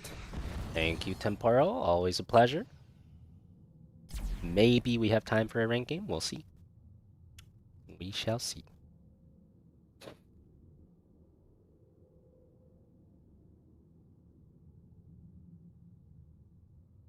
Now I really want to know if the golem gets stronger if your enemies don't get any. Like, I feel like it shouldn't be like that. That makes no sense. But I don't really know. And I don't know any way to check either. Don't even know if we can check. Yeah, that surprised me how thick that golem was. I mean, it might be true because of how thick it was, but I don't know.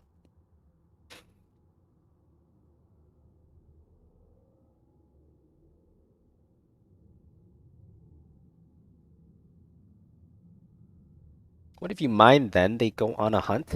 Well, if you click the mine first, then they can't hunt you anymore. Because you can't hunt anyone that's not on the same side of the mines as you are.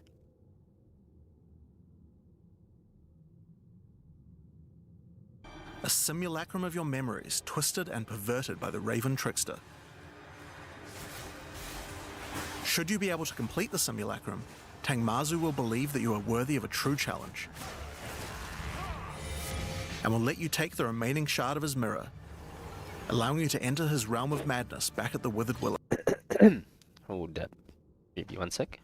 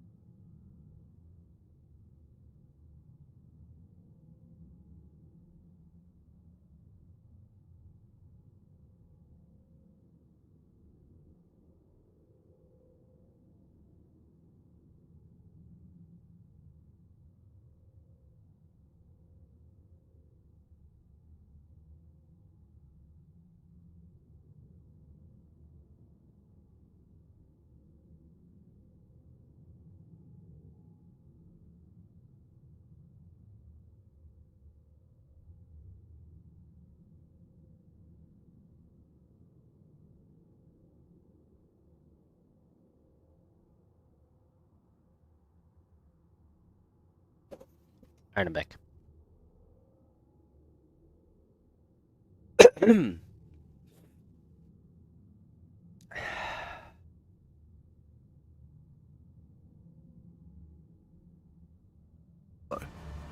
If you dare to face him, it will be a fearsome challenge. Captain talking shit. After what seems like 3 weeks, we finally got the donor request of all donor requests fulfilled. I don't think that's talking shit. He's just like commentating. That's not like shit talk.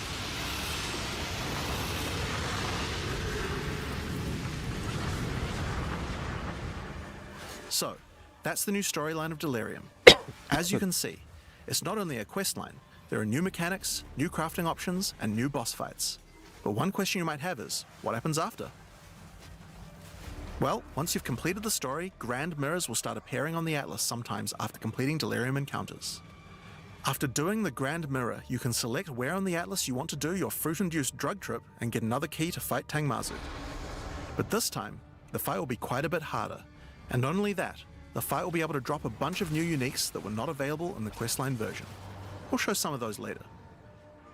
After doing a grand mirror, the decision of where to spread the fog can be important because there are some potent emotions that only come from certain map bosses affected by Delirium this way. Like all emotions, they can craft special mods onto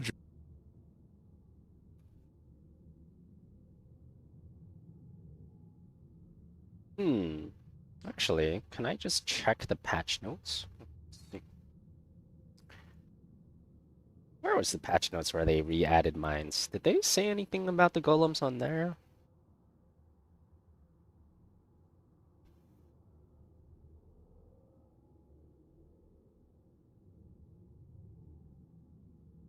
All they said is the map objective is complete when you have 55 skulls. Doesn't say anything about the power scaling of the golems. So I guess we just don't know. I guess we just don't know. They don't tell us. Unlucky.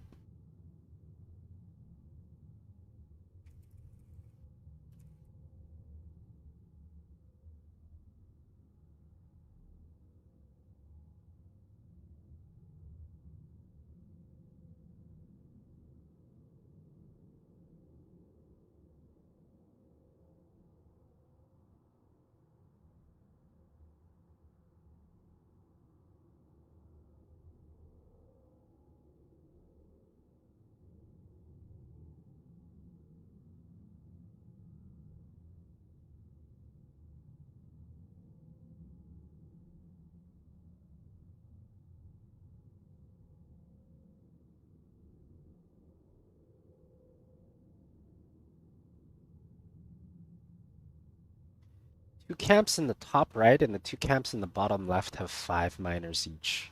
Okay.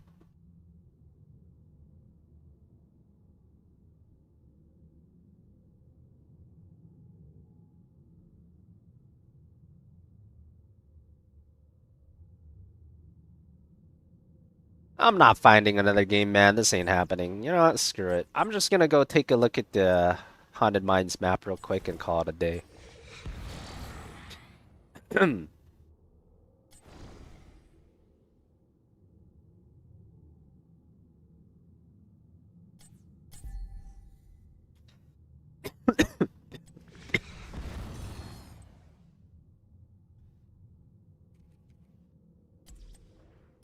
love! The cavalry's here!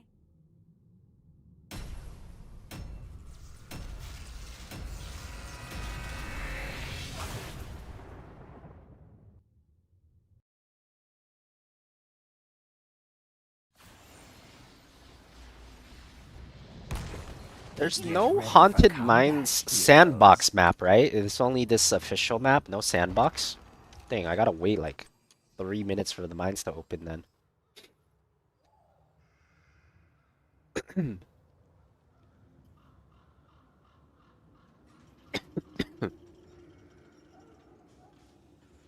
Battle commencing in 10 seconds. 5, 4, 3, 2, 1. Let the battle begin! Yay! Picking up the pace.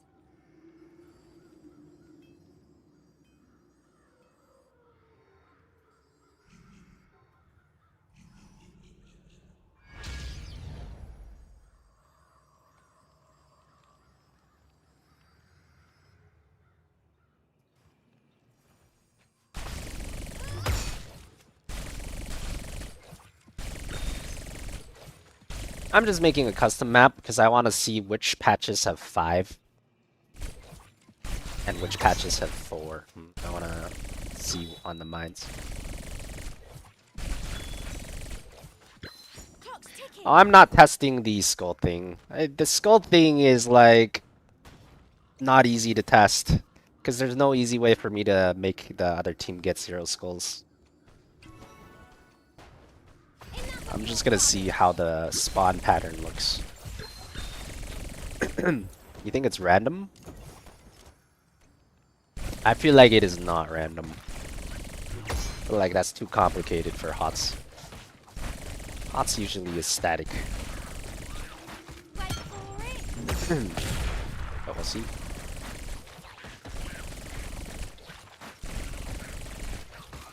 Yeah, we need one other guy to test the skull thing. Like I'm too lazy to do that though. Wait, someone else can test that. I feel like the other team's skull should not affect how strong your golem is. Like that just makes no sense. I feel like that should not be the case. Surely. I love this part.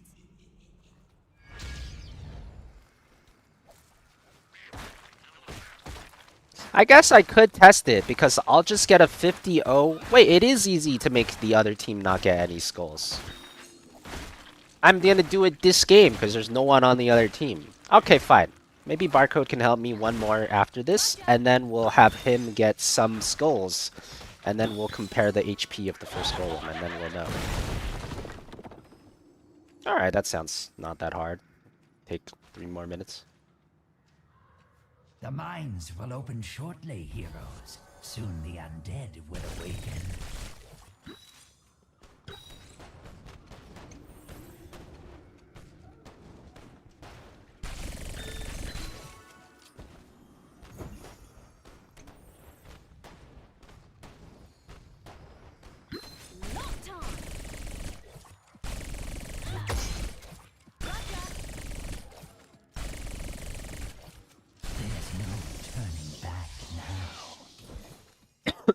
This is 5. This is 5. This is 5. This is 5. These are 4. It's bottom left, top right. Bottom left, top right. Yep, it's always like this. So bottom left, top right, 5 5. Everything else 4 4. Okay, that's good to know because then you need to focus on these 2 camps and these 2 camps. It's always better to do these 2 first and this 2 first. Choose a talent. Interesting.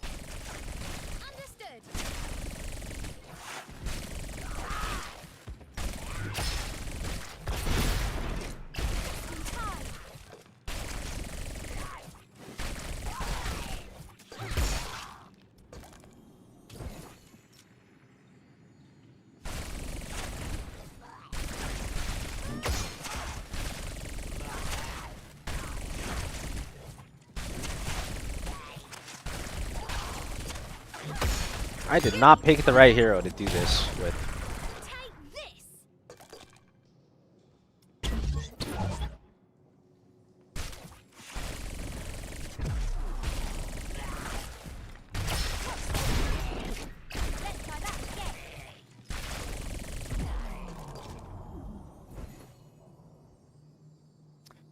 I just picked Tracer because I was just gonna scout. I wasn't gonna actually do them. So Tracer is good for scouting because he has, you know, infinite mobility. But now that I have to actually do them, it's very slow.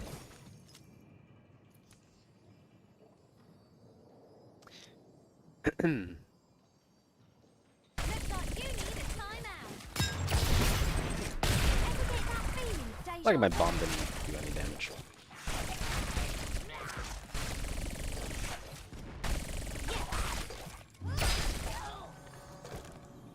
There's also ranged ones and melee ones. I didn't even know that. There's 2 ranged ones and 3 melee ones. So actually, once you kill the ranged ones, the melee ones just don't do any damage.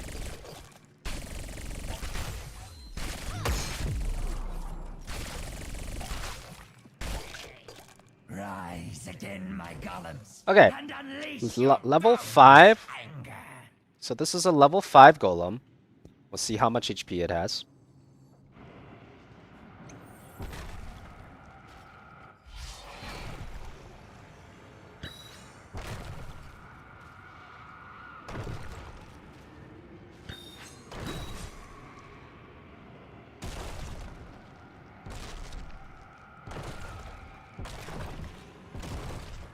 About 6 minutes in the game. Your golem is stronger Two, than eight, your enemies. 28881. 28881, level 5540 in game. Alright, let's do one more with barcode and have him get 40 skulls or something. See if it makes it any different. Where barcode at?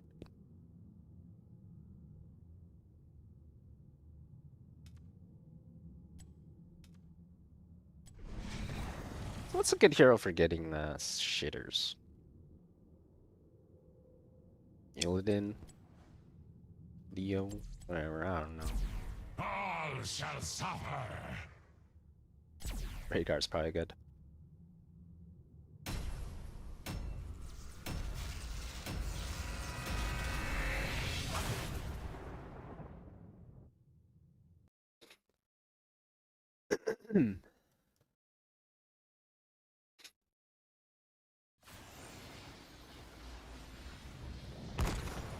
Get ready for combat, heroes.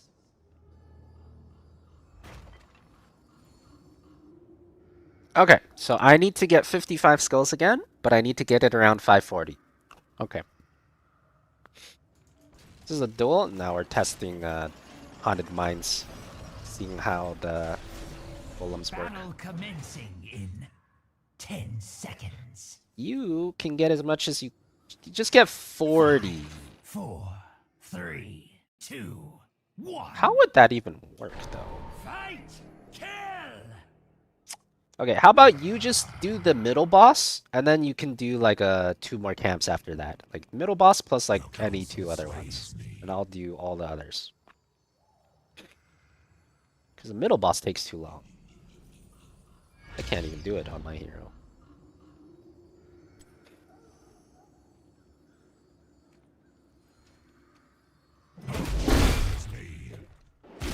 I don't want to push too hard too. Might get too much XP if I push too hard. Just kind of chill.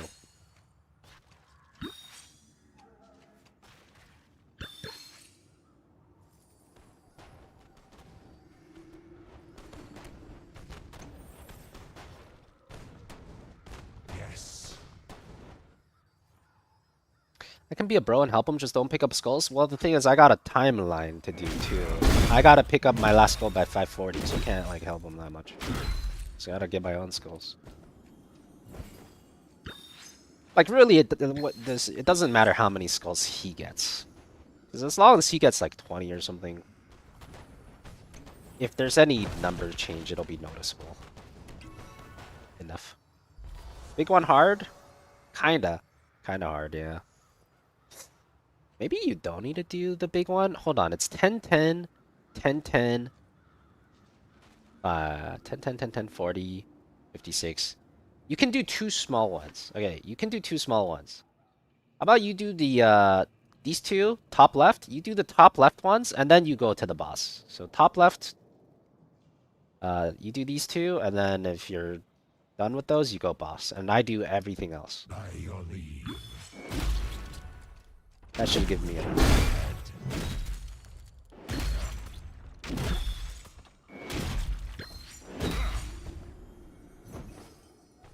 What's up, RoboWiz? Yeah, I'll play more Storm League tomorrow, man. If you're here tomorrow, or any other day, we'll be playing a lot every day. I'm testing some Haunted Mines mechanics now. We gotta know exactly how the golem works, because they'll probably put this map in Storm League eventually. I gotta figure it out before then. The mines will open shortly, heroes. Soon the undead will awaken. How was I level 5? Mine golems don't give you XP, right? Oh yeah, I did a camp and I killed a tower. Oh shit, might not be level 5. Should have done the camp. There's no turning back now. I mean, I killed the tower though, it should be good enough. And we get triple XP. You're loyal.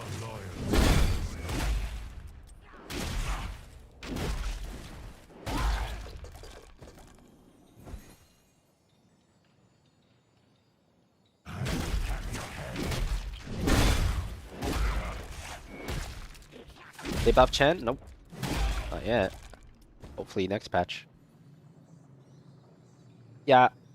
Leo will be much faster than Tracer, so I just won't pick up the last skull until 540.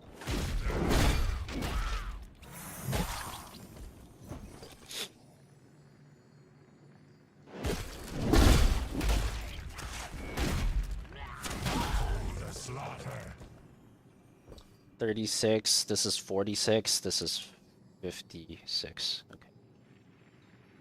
Middle, I have to help you on middle? Okay, I'll come help on middle after.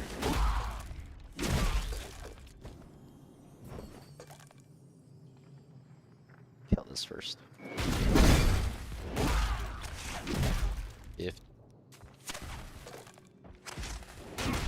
okay, I should probably leave it there, just in case I accidentally pick one up middle.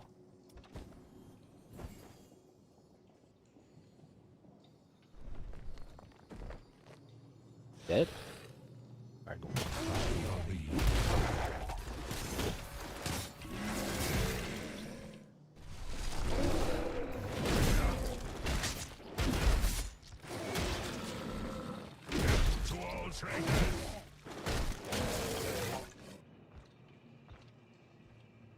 You know, that's good enough. That's like a bunch on the floor you can pick up. 540. Okay. We're level 5 now. What's important about 540? So we're testing whether a 55-0 golem is as strong as like a 55... Wait, am I gonna get level 6 because he died? That's not good. I shouldn't, right? We're testing if a 55-0 golem is as strong as like a 55 not 0 golem. Like, does your opponent's getting skulls makes your golem weaker? Does that happen? Or not?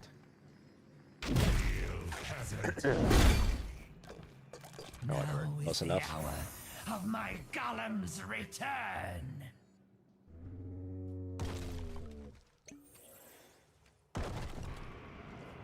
So the 55-0 golem was 28k health. 28881. This golem should be like same health. If it's not, then enemy getting skulls actually makes your golem weaker. Which would be really weird. Well done. Your golem is 28881. Yeah, it doesn't matter. Okay, so it's like what I thought, right? It would make no sense.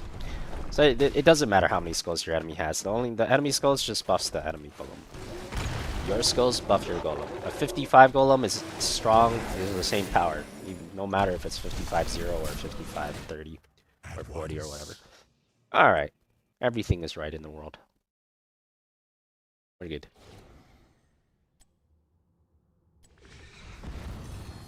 Alright, well, I'm out for now. It's been fun chat.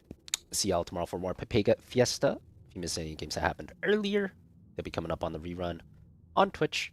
And of course, if you're trying to get better at HOTS, you want a better rank, better win rate, you want to learn how to play a certain hero or map better, well, you could do all that on the Patreon, !Patreon or patreon.com/FanHOTS, where we have over 250 exclusive Grandmaster level guides, where we explain all of these random things that I end up testing so you don't have to. And we explain how you can be a better HOTS player, of course. Barcode's gonna win? No, he ain't. He's hella leaving that game. Alright. GG's.